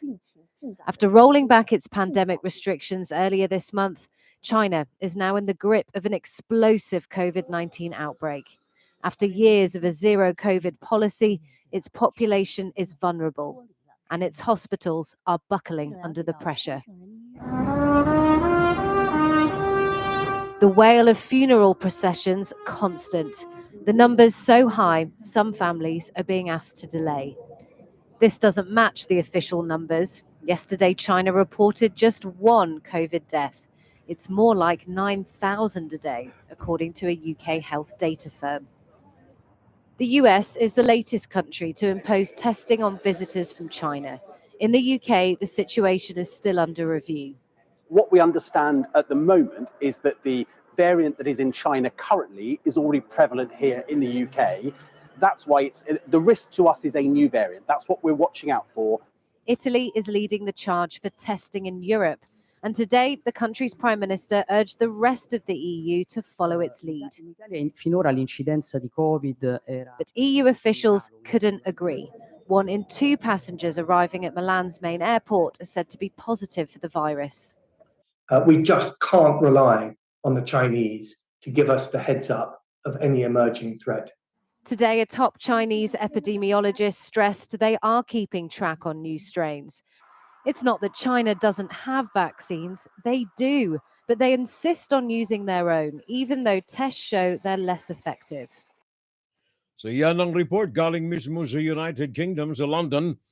May kaugnayan dito sa patuloy na paglaganap ng mga biktima ng Wuhan coronavirus sa loob ng mainland China at ang ginagawang mga hakbang ng mga bansa sa daigdig na ipagbawal ang pagpasok ng mga Chinese sa kanilang mga bansa na wala silang mga negative Wuhan coronavirus test results.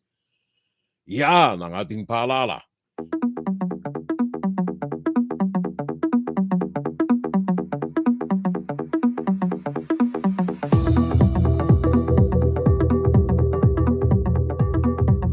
Well, Happy New Year mga kapitbahay.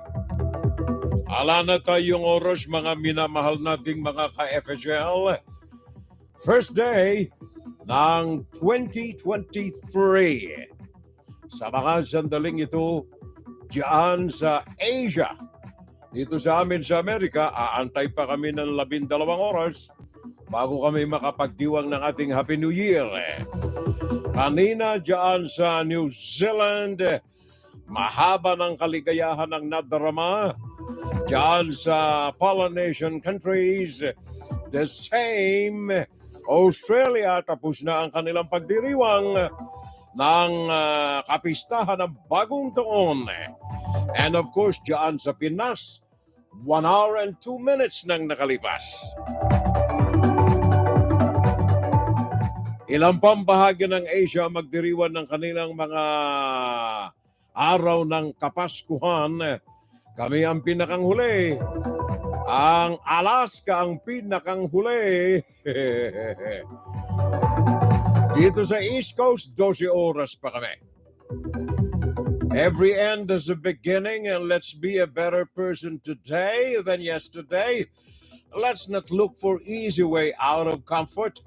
It's easy to become discouraged by the brokenness and despair we see in the world around us.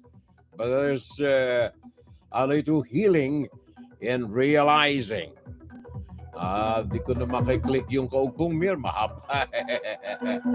Anyway, happy New Year to all of you. Ala na tayong oras. Furel salvo po itong inyong kaagapay. Babalik tayo this coming Saturday. Fun Saturday live today. Until next day, next week. Today is December 31. Maraming salamat. Good morning, good noon, good afternoon, and good evening. Diyos mabalos, maray na aga, maray na uto, maray na hapon, maray na bangke. Maraming salamat. Magandang umaga, magandang tanghali, magandang hapon, magandang gabi sa lahat. Sumainyo ang pagpapala ng pong may kapal.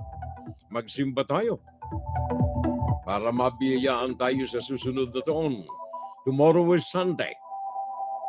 I love you, everybody. I sincerely say that always. I love every one of you. I love my family. Most especially, I love you, Neng. Bah, wala ang asawa ko. Walang boses sa aking asawa. Kumaway na lang, I love you. Inabot kami ng ano yan, labnat eh. Inabot kami ng, inabot kami ng labnat din itong nakalipas na 1 week. Until next time, bye-bye everyone. Happy New Year. WFGS Broadcasting worldwide, day and night time. WFGS streaming online, music on the fly, ready online.